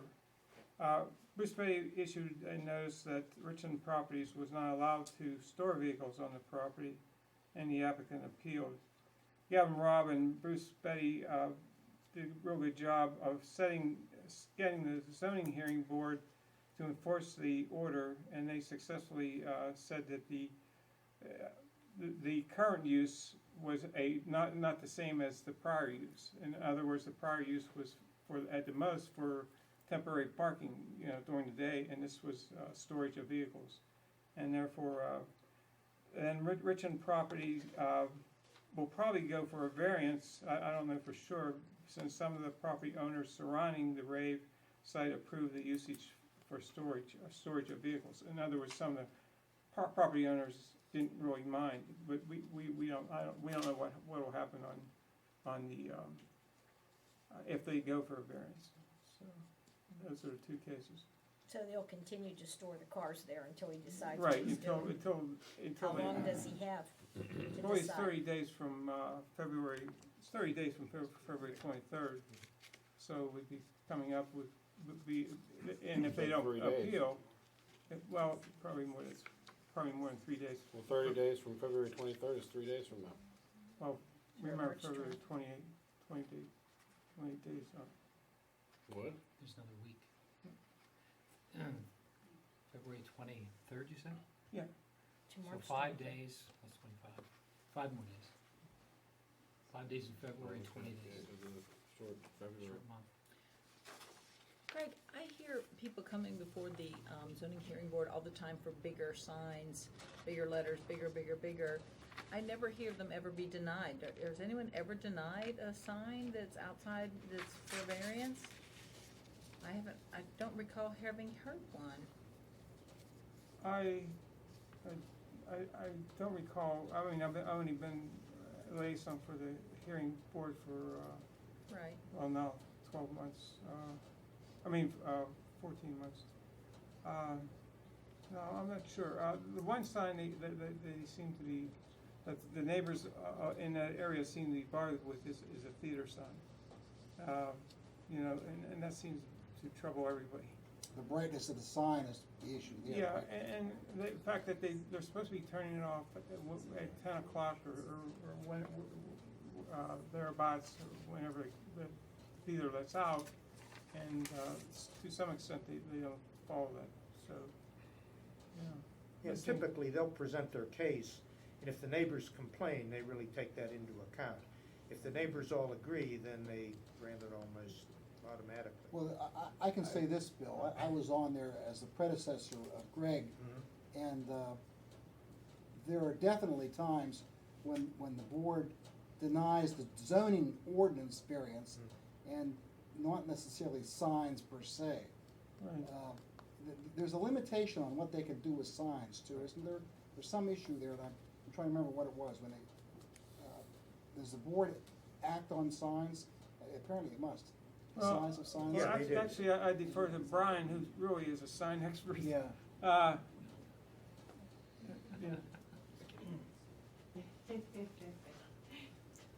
There's some He distinction, Brian. he really knows the They signs. put the signs to the zoning hearing board because basically in McCandless Crossing, they didn't have all the ordinances set up for the Yeah, signs. that's They the basically issue, right. referred it to, you gotta go to the zoning hearing board. And I'm hard pressed to think of, one that was denied, but a lot of them have been curtailed. Right. A lot of them, there's appeal number 1806, which basically states they have to be dimmable, they have to turn them off hour and a half after they've shut down, they can't run them 24/7, all this sort of thing. And weren't you a primary author of? I worked on Yeah, that, okay. yeah. And they accepted it and took Yeah. it and went with it that way. They agreed that it was enforceable. The signs can't cast brightness enough on neighboring properties that it causes a shadow or changes the color of the vegetation, things of that nature. So, and the Cinemark sign, Yeah, is that's a biggie. a big sore thumb. Did they get a variance for that sign? Yeah, So we granted that. yeah. We saw it. The zoning hearing board granted it. It's dimmable, but they don't enforce it. Well, they're about to go after Yeah. them again, so. So do you think we need to change some of these, if so many people are coming for variances, do we need to update some of these sign ordinances, or do they need to be The changed? comprehensive plan will be looking at that, I'd say. That's not gonna change ordinances. I believe that most of these are coming from McCandless Crossing, because we did an omnibus change to our sign ordinance on the Route 19 corridor not too long ago, 5 to 7 years ago. We have a common ordinance We with have a- Pine Township. Yeah, we did a joint ordinance with Pine. Well, it just But- seems like so many people are asking for variances But that it- maybe but it's we need not to- just, in my experience at least, and Greg, you can tell me what you think, but the time that I was there, which covered a couple of years at least, I don't recall that signs were not frequently the subject of a zoning request for variance. It was typically someone, you wanted to put A setback. put Setback issues, yeah. well, setbacks particularly if you're putting a little porch on your house, and it turns out that that you really can't make it work unless you have 2 more feet, those kind of things. It's usually, and I would say they're typically resolved if the owners of the contiguous property don't object. Right. And it's not something that's crazy. They get something in writing from the owners of the property. That's typically how they're resolved. Yeah. I don't remember that during when I was there, any ones that had signs, although I do remember that, the one that. Remax. The movie theater. Wasn't Remax? Remax did a sign. Whenever you were there, I think they wanted to put the little balloon on the side of the Yeah, building. that's right. And that got shrunk down. Right. So they do So- exercise some Yeah, caution, yeah, definitely. they Balloon work got with shot down. Pretty good, Brian, pretty good. The air went out of it. Okay. Thanks, Brian. They're gonna have you on television as the comedian of the night. Thank you. Okay. That's all for Anything the else? zoning here. Sanitary Authority, things are moving along. They're working on their centrifuge to try to get that functioning even more efficiently than it does now. That replaced the well press. They also have improved some of they put in a new water line, a new sewer line in Salem Drive, and they're getting a grant from the county for that, from El Casanas. In fact, they did get a grant. I think it was $540,000, something like that, which is pretty good. So continually trying to get extemporaneous water out of the sewers, always. Other than that, it's still flowing on. Any questions? Northland Public Library, Mrs. Byers. I think you're skipping skipping. the ambulance. Oh, I'm forgetting the ambulance McCandless authority. Township. Oh, I don't wanna forget you, Bill. The McCandless Township Sanitary Authority was, and then next is the Ambulance. Ambulance Authority. I got myself complete, yeah, McCandless Franklin Park Ambulance Authority. I went to the meeting tonight at 6:30, and 2 issues of significance came up. One, a new member, a fellow named Mark Matera, who's a new member of the board, and he's a resident of Franklin Park. He indicated that the Franklin Park Council had decided to donate an amount equal to $1 per resident as an annual contribution to the ambulance authority. They're always in a very tight monetary situation, trying to cover their costs for a variety of reasons that are really not germane here. But they asked me to take back to our council whether we would contemplate doing something like that on behalf of McCandless, and the other towns will be also, that same request will be made to the other towns. Now, I will say this, that the Franklin Park's donation is not contingent upon what we do or don't do. But,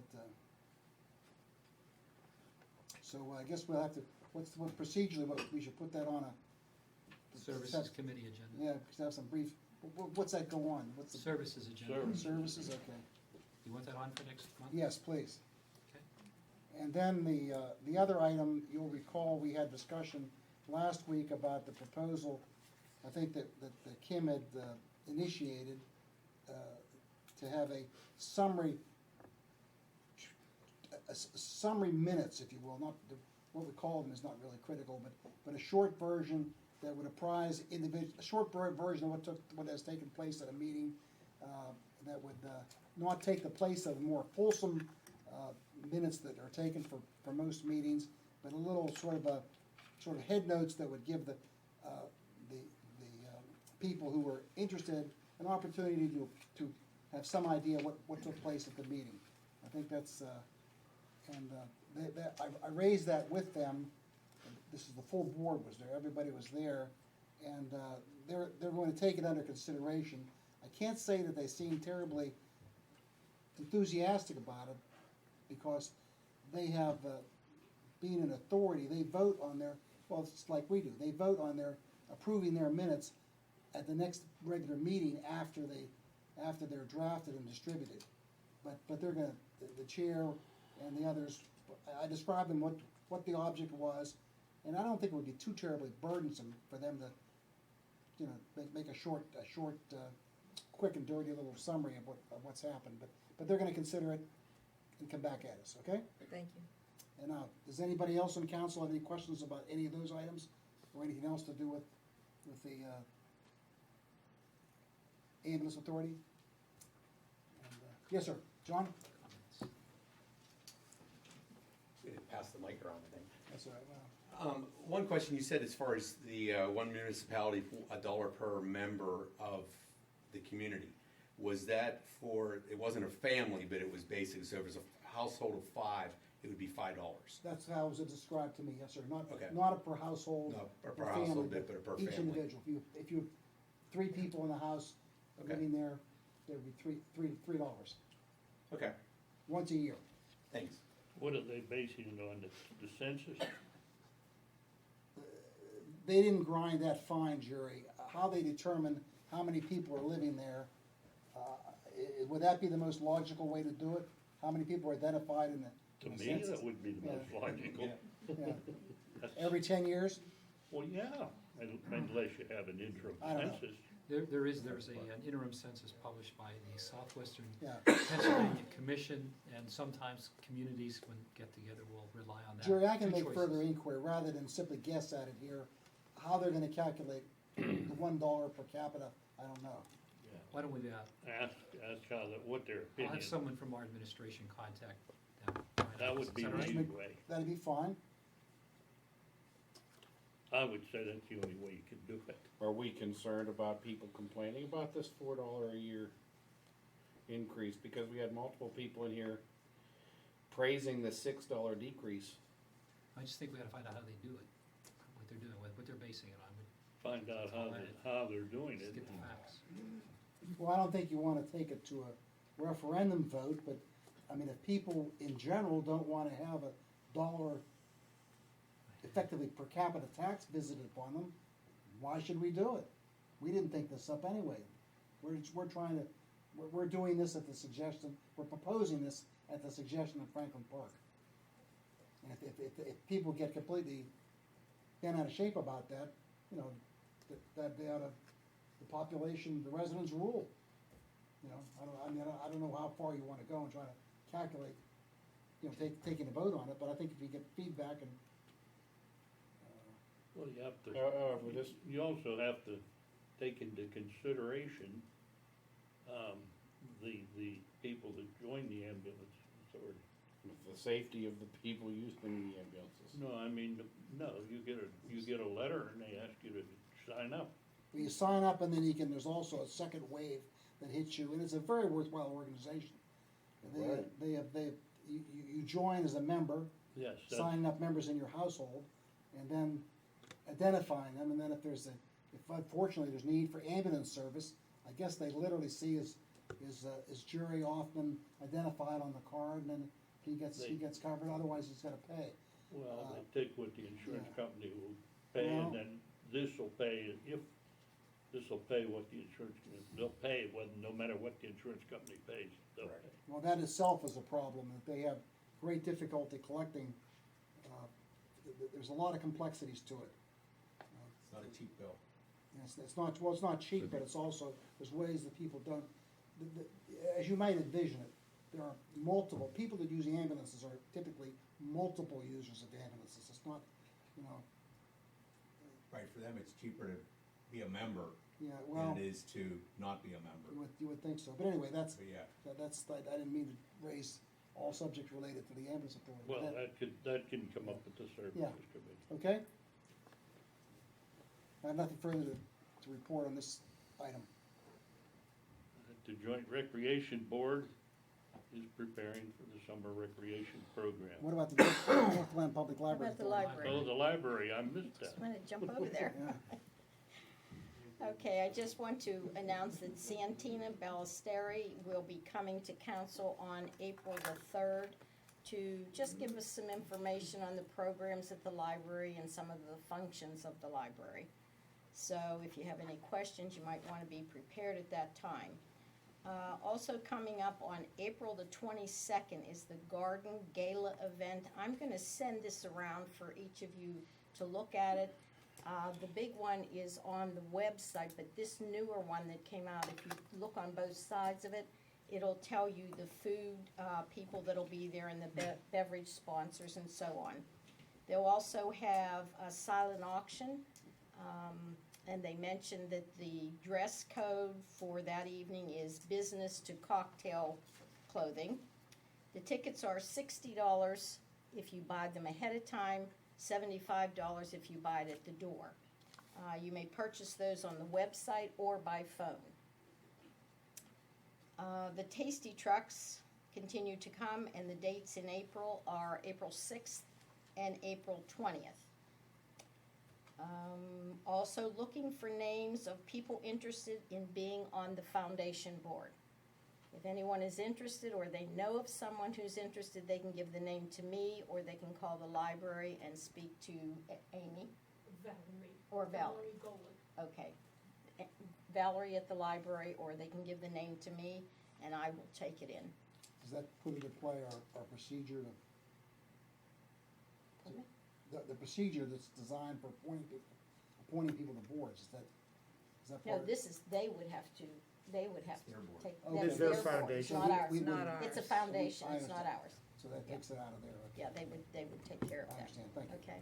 And the other thing, Kim, what I mentioned last time, I'm not sure, maybe we kind of misunderstood each other. I wasn't meaning for the liaison to write the minutes. What I had proposed is that, as Bill did, I assume tonight, that I would take that to the meeting, my library board meeting, and mention to them what we're doing with our minutes. And then since they're an authority, they would have to decide how they would publicize their minutes. So just telling them what we're doing, and then they would decide from there. Joanne, since you mentioned that, the ambulance authority did suggest, if you wish to write summary minutes, be my guest. They said want- to you? Yeah, I mean, in a friendly way, they weren't smart on it. You say thank you, but no thank you. But that's the problem, they have, the lady that takes the minutes was right there, and they get circulated, so that's why I said, I don't think they were too terribly enthusiastic about it. But they're going to take it under consideration, they didn't reject that out of hand, and if they're short enough and they can be sort of summarized and just give the basic information what happens, I predict they'll be willing to do it. Well, would you be willing to do So it? did I. I already prayed for Well, I go to all their What meetings, is the Kim. last commission? That kind of puts me on the spot. Depends on how detailed they have to be. I'd take it under consideration. How's that? Would you be willing to do it? Yeah, Okay.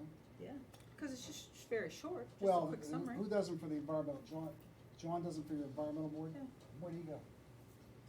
Oh, he left. He He's left. part. He did. Okay, well, let me give thought to that. If I go to a meeting, it's not that complicated. Really, you can take the agenda and just say what, in fact, you can publish the agenda, as we discussed the other day. That's one solution to all of this, just give an agenda. That would be a good start. Yeah, okay. Thanks for putting me on the spot. But that was the point I was making, though, that I wasn't saying, who should write them. I was just saying, present the information to them. Did you ask if it would be okay if you wrote them? No, I haven't been there yet. I haven't spoken to them yet about Oh, it. I see. The answer's gotta be okay. You're not gonna. That's all I have for We you. have questions in the Oh, audience. excuse me, I'm sorry, come on. One question on that, as far as Mr. McKim brought that up, and the question comes to mind, even if you got their minutes, even if they're a month late, putting it to the community means a lot. So even, because when you're involved in any of these things, like your minutes don't get approved until the next meeting after that. So from that standpoint, even if they get published a month later, and you, again, put it on your website so that people, because the more you can promote the ambulance service or the library or any of these other organizations, the more you get people involved in wanting to know what's going on. So it really, from that standpoint, you don't really have to do the minutes. The minutes are there, they're gonna publish them at a later date. So instead, you're always maybe a month behind, Well, but that's better than where we are right now. Maybe I'm because- misunderstanding what you're saying.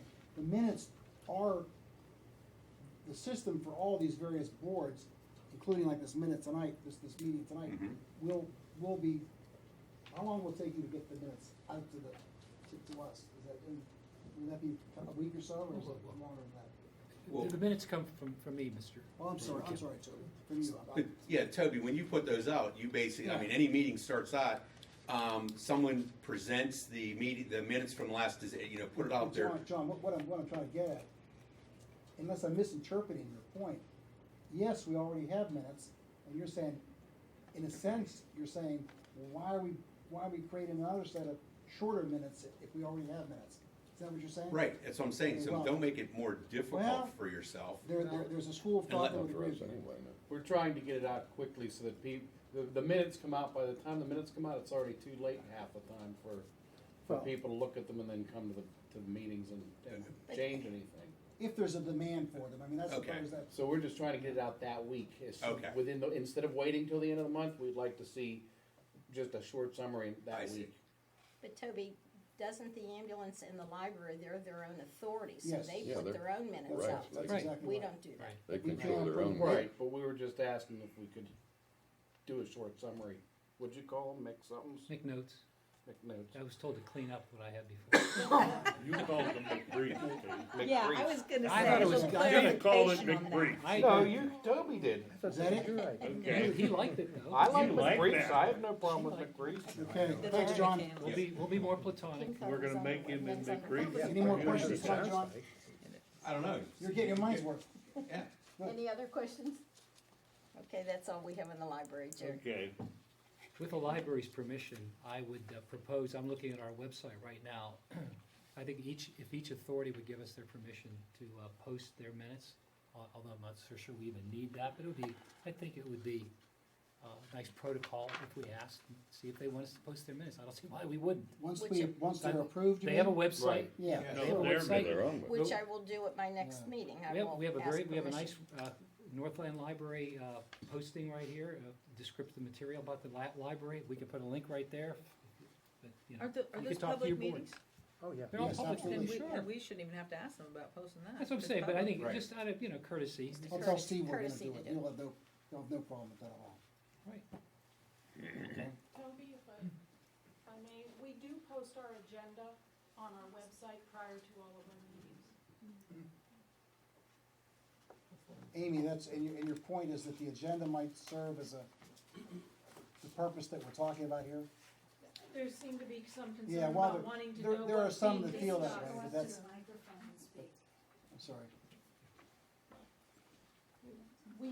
We have been for quite some time now, I'm not even sure how long, posting our agenda to our website prior to all of our meetings. They are open to the public. We have a period of time for public comment at the beginning of each meeting. So anybody is welcome to attend those meetings. I think the idea, Amy, was just, I think it's just simple. The proponents of doing this extra step were concerned that someone might be sitting at home and then they say to themselves, gee, I wonder what happened at the ambulance authority meeting tonight. I didn't go to it. Of course, nobody goes to it ever anyway, but that's beside the point. But they would have this special little note that would tell them what had happened at the meeting, that's all. They used to say that about town council meetings too. Yeah. Touche. No, I don't know. I mean, the number Well, of people. I think you're right. Welcome again, by Yes. the way. I mean, people ought to come. It's great to have people come. But, I think we were just talking about putting that on like our Yeah. website too, so we could further your. Yeah, as Joanne mentioned, that would have to go before our board. I know it came up before our board probably about 5 years ago to post our approved minutes on our website. And at that time, the board chose not to do that. I don't think they have no are- option. It's a public meeting. Yeah, it's a public, it's Well, on they the are website. available for the public to come in. Anyone can come in and We look ought at to those revisit that, minutes. revisit that with them. So that's something that Bring we that can, up next we time. can bring up again, but we do make them available to anybody. I mean, we operate under the Right to Know Act, so. I think that's right. Would you agree with that? You don't have to put them on a website, You you don't No, have to but make them if you available wanted to to the put public. them, do we need a special permission from the library board to do that? Do we need? If we Council. put it on our website. That's an interesting question. Are there? Well, answer it. I guess if they send them to us, then we could put them on the website. But if it's open to the public, then Yeah. it wouldn't matter. Yeah. Right? I mean, if they're, I if mean, they're how could open it- to the yeah. public, why couldn't we? How can anybody possibly object to putting your minutes on the website? That's what I think too. She just said Well, they they did. don't. No, well, that's because that was a different time, I think. Yeah. I bet today. Yeah, I mean, I would doubt that they would object Yeah, I to don't that. think so. Well, why don't you I'll bring it attack up that next from your time. end? I'll I bring it up. answered to that board, so. Just be courteous to at least. Yeah, what you could do is you could go, if they didn't publish them, you could go and get a copy of them and then put them on our website. I guess Make a big anybody- fuss about steal it, them. You wouldn't. Hey, they're open to the public, so you can copy them. Okay, let's go. You're So on you can camera. copy them. Yeah. Well, I mean, that's what he was saying. We just Here. gotta- Yeah. North Hills No, Council of no, Governments. The cog. No, Ralph's next. They Yeah, have but to you're make it supposed public. to. Are we finished? Yes, I believe we are. Okay, we'll go on to the Northfield COG, Ralph. Thank you, Mr. Chairman. I attended the most recent meeting, which was last Thursday, March 16th, 2017, of the North Hills Council of Governments after approving the minutes of the previous meeting and the treasurer's report. We moved into, we had a guest there, Greg Potter, the Etna Fire Chief, and Ross Westview EMS Assistant Director, and the topic was the creation of the North Hills Fire Chiefs to begin to meet as a COG advisory committee, much similar to the Municipal Police Chief Advisory Committee to the COG Board. So that particular item was voted on and approved, so now the local fire chiefs already now have a similar advisory committee to the North Hills COG as the police chiefs do as well. Under the executive director's report, he indicated that there were less than 50% of municipally purchased rock salt was used this winter because of obviously because of the lack of the need for such, and they're looking for areas to store rock salt, the excess rock salt, which of course can't be stored outside because of various DEP and other regulations that would prevent, unless you have an outdoor storage area that prevents the leakage or seepage of rock salt into the local streamways of the state, so, or waterways of the state. So therefore, that's what they're looking for,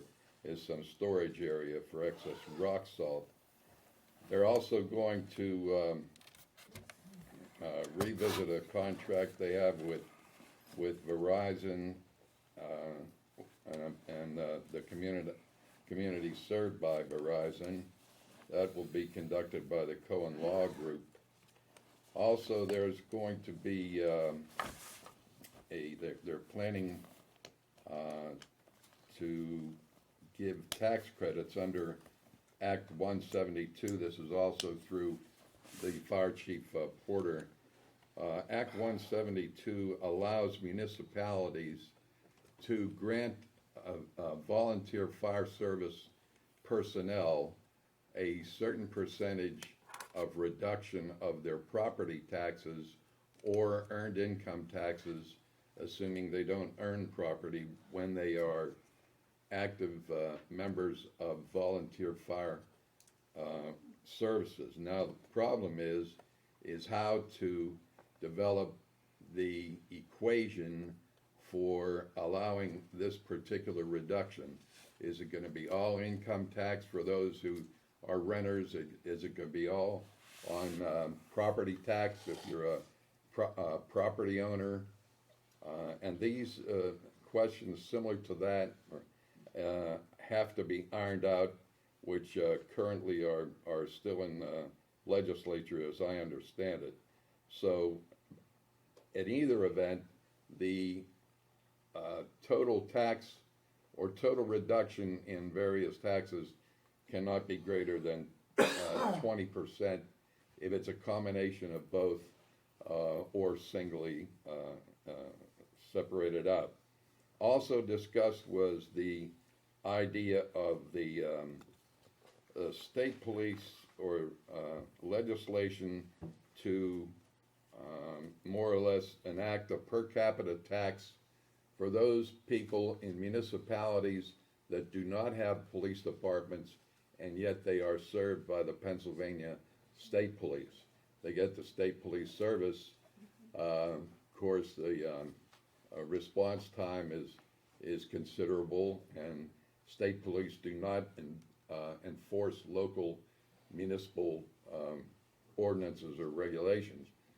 But the fact remains is there are several municipalities, and they provided us with a list of municipalities that currently have a considerable population but do not have an active police department.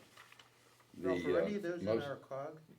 No, none of them. All of them. In fact, there are no communities in Allegheny County that do not have police service, either of their own, such as ours, Ross, Hampton, Shaler, or by a consolidation like the Northern Regional Department, or by contract through another municipal police department, such Ohio Township does for Neville Island, Kilbuck, and a half a dozen other municipalities that I can't think of right now.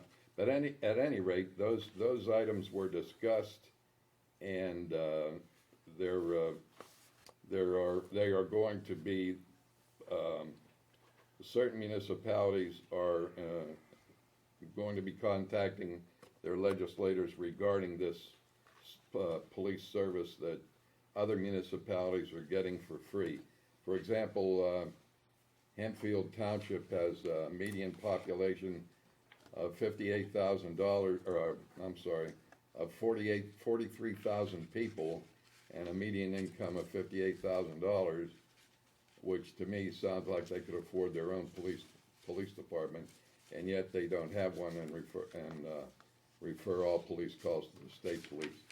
So, and there are several other towns, boroughs, and municipalities in the state that also rely on state police for their policing, where they could indeed afford their own police department. The other item was they put forth a list of their goals and objectives for calendar year 2017. Some of them which are met are already in progress, such as they are still romancing other municipalities to join the North Hills COG.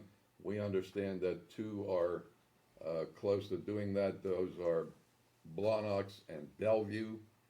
The idea being that they are adjacent. The purpose is to keep those communities in the COG as contiguous communities, such as Bellevue is adjacent to Ross, Blonox is adjacent to O'Hare and Fox Chapel, so that to keep the contiguous picture and footprint of the COG. And it looks like this may come to fruition. The managers also met in February, and Toby, if you have anything to add what I just said regarding my report, I'd appreciate any comment you may have. I'll be brief.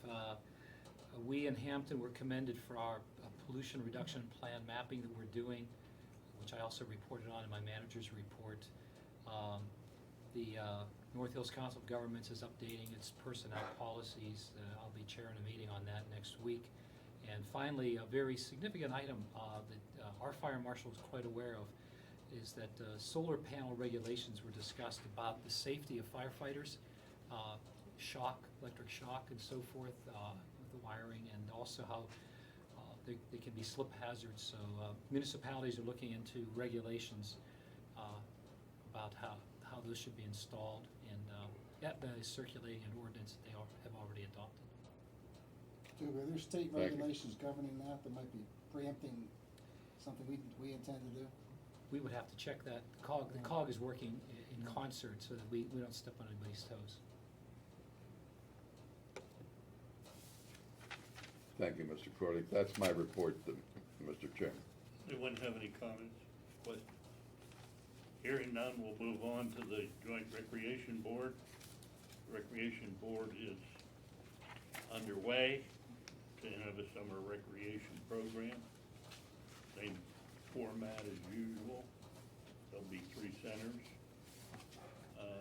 Franklin, Norville Park, and McKnight. Last year, we met with the school district and everybody, and that came about. So the information will be going out sometime in April, I suspect, through the school district and through on the computer system, on the Facebook, or on the web page. They don't send paper forms home anymore. That's about it. Any questions? Hearing none, move on to the steering committee. Ralph? We have not met recently, however, and there's no plan for a meeting currently.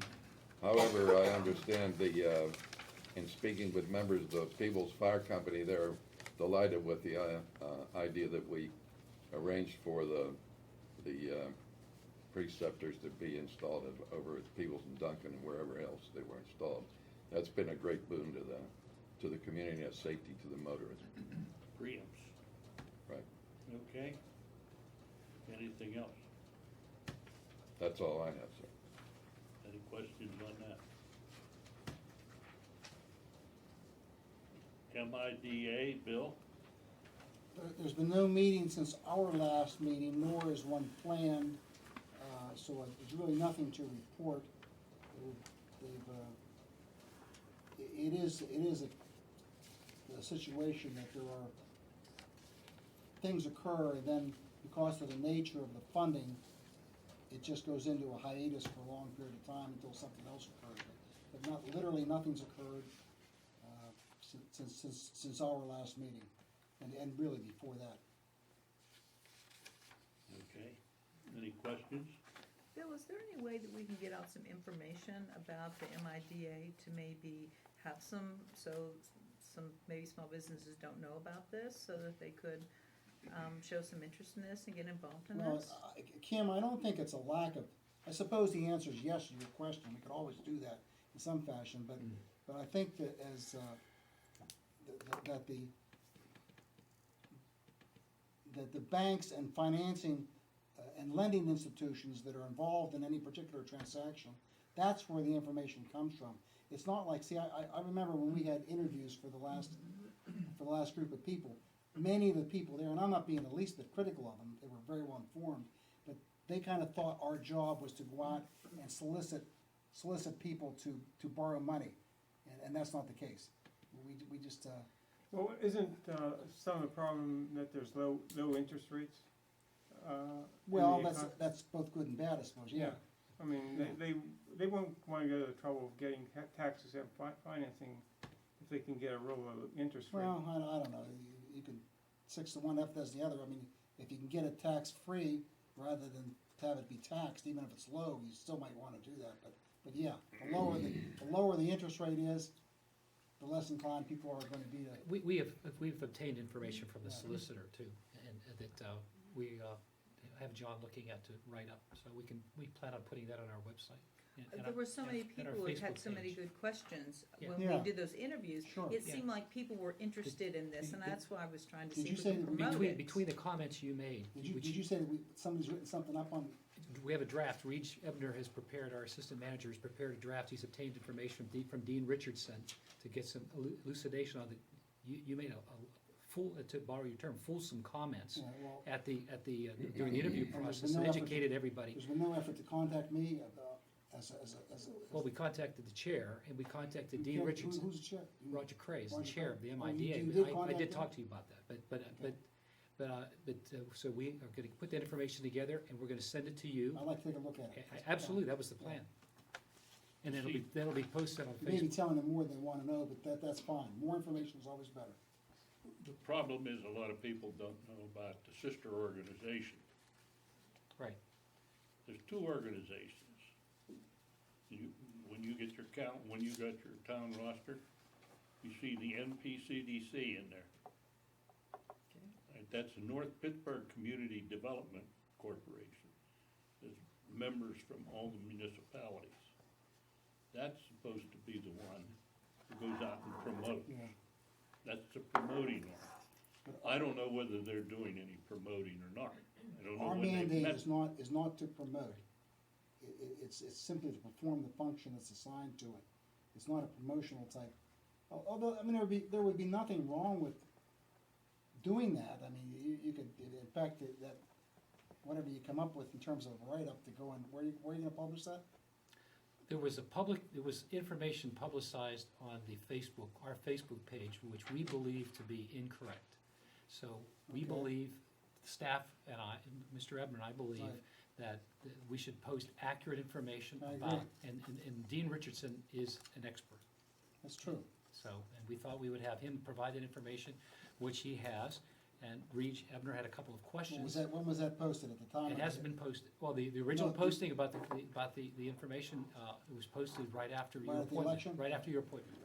So we would like to have, Mr. Richardson has given us 2 sets of information, and we're having our Good. communications person draft that, give it to you. Correct information And is Reed and always me and better him than get bad it, information. we want it posted. It should be Right. posted. I agree.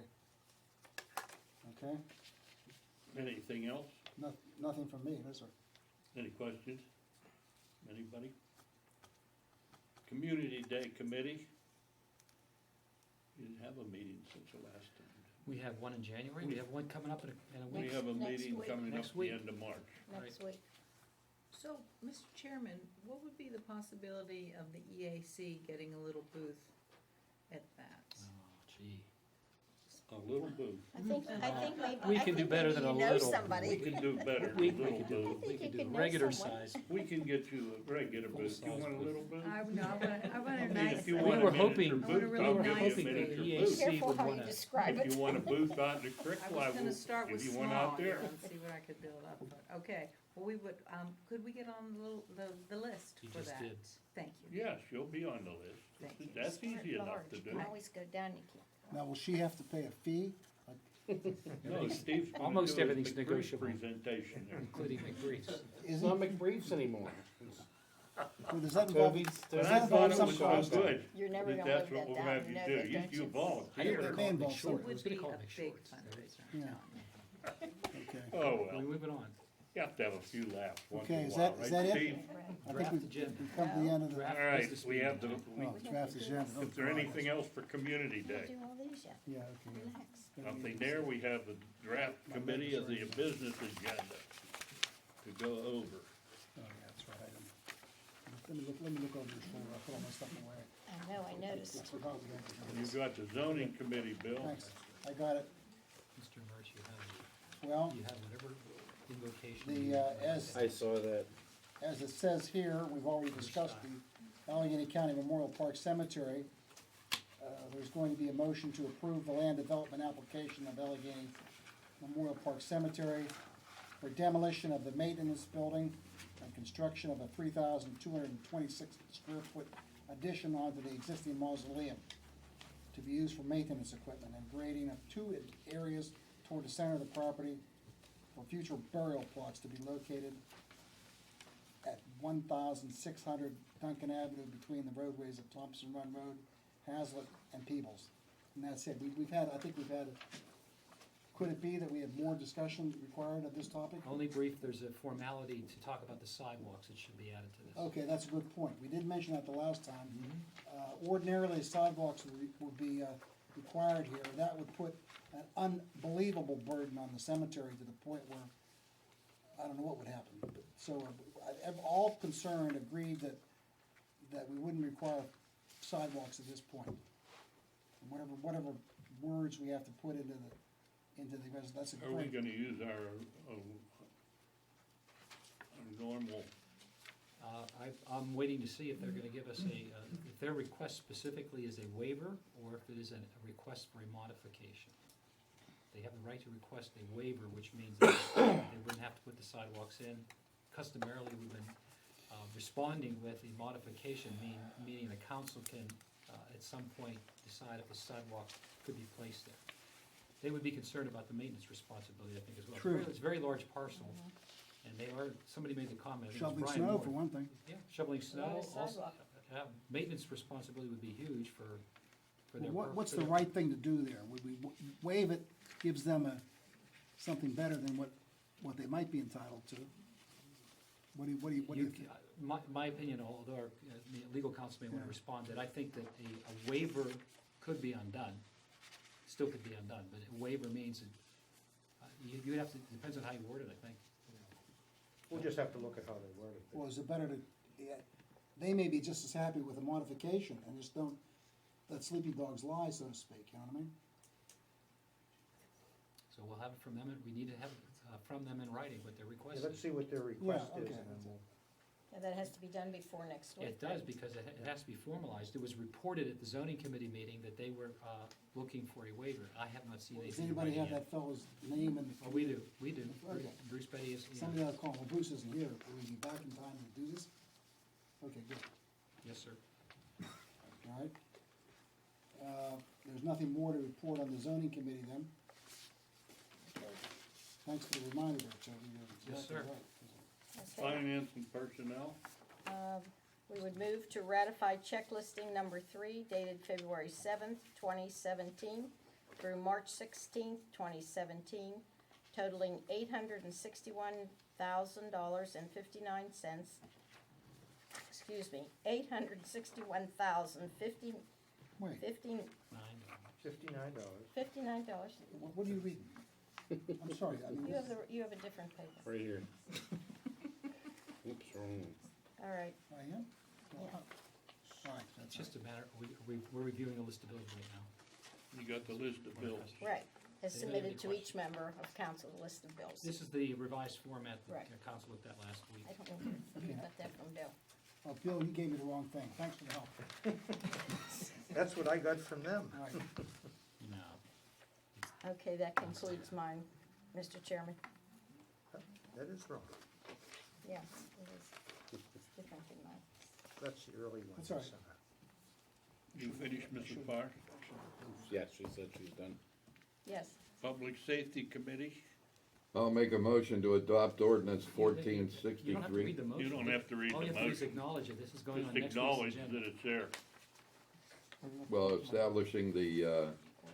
establishing the town's involvement in regional DUI enforcement and prosecution activities. The Public Works Committee, The, we've got the bid for Park Edge Excavating. And the reason it's Park Edge is because the Contract. lowest bidder withdrew for health reasons. And we also have one, Chismo, the lowest responsible bidder, replacement of the concrete floor in the town public works building. And it was a job we were supposed to do last year, but Bids were terrible last year. They're much better this year. looks like a better price and everything. Oh. And then we have our paving contract, El Grande. And we have, the collection of materials that we need through the work schedule. That takes care of that. Then we move the recreation. We're just gonna adopt that resolution, accepting that CTIF, grant and with the town's contribution for the Venetia recreational complex. Okay. President of Council's report. I don't have any report. Correspondence. It brings us down to the manager's report. I'll be brief. There are a couple of items I think are some significance to call attention. The distributed antenna system ordinance that we passed a couple of years ago is going to be able to continue to help protect us. And it was interesting that the PUC issued an opinion that is going to curtail the use of these distributed antenna systems. And no further certificates will be issued. However, the FCC is continuing to review this, but at least at the state level, these massive distributions of these antenna systems throughout rights-of-way will be stopped in their tracks at this point. Other information significant is that we were reviewing, letting out quotes for the work at McKnight and Cumberland, and lo and behold, PennDOT approached us and said, we would not only like to do that intersection and help you do your left-hand turn signals and put a brand-new state-of-the-art controller to control the traffic flow at that intersection. We also want to do that at Blazer and McKnight and Pine Creek and McKnight. And the signal as long as they can fit it into existing right-of-way, they want to put a whole new signal in for us at Blazer Drive and McKnight. Hallelujah. That is a definite hallelujah. Wouldn't that save us 20,000, 40,000, 20,000? Big. Cumberland, it's going to save, they'll do work at Pine Creek and McKnight that was about 15,000 additional, and about $125,000 that we would have had to budget in our capital budget. I mean, every once in a while, PennDOT lands some bucks from their own budget. We got lucky. There's the state.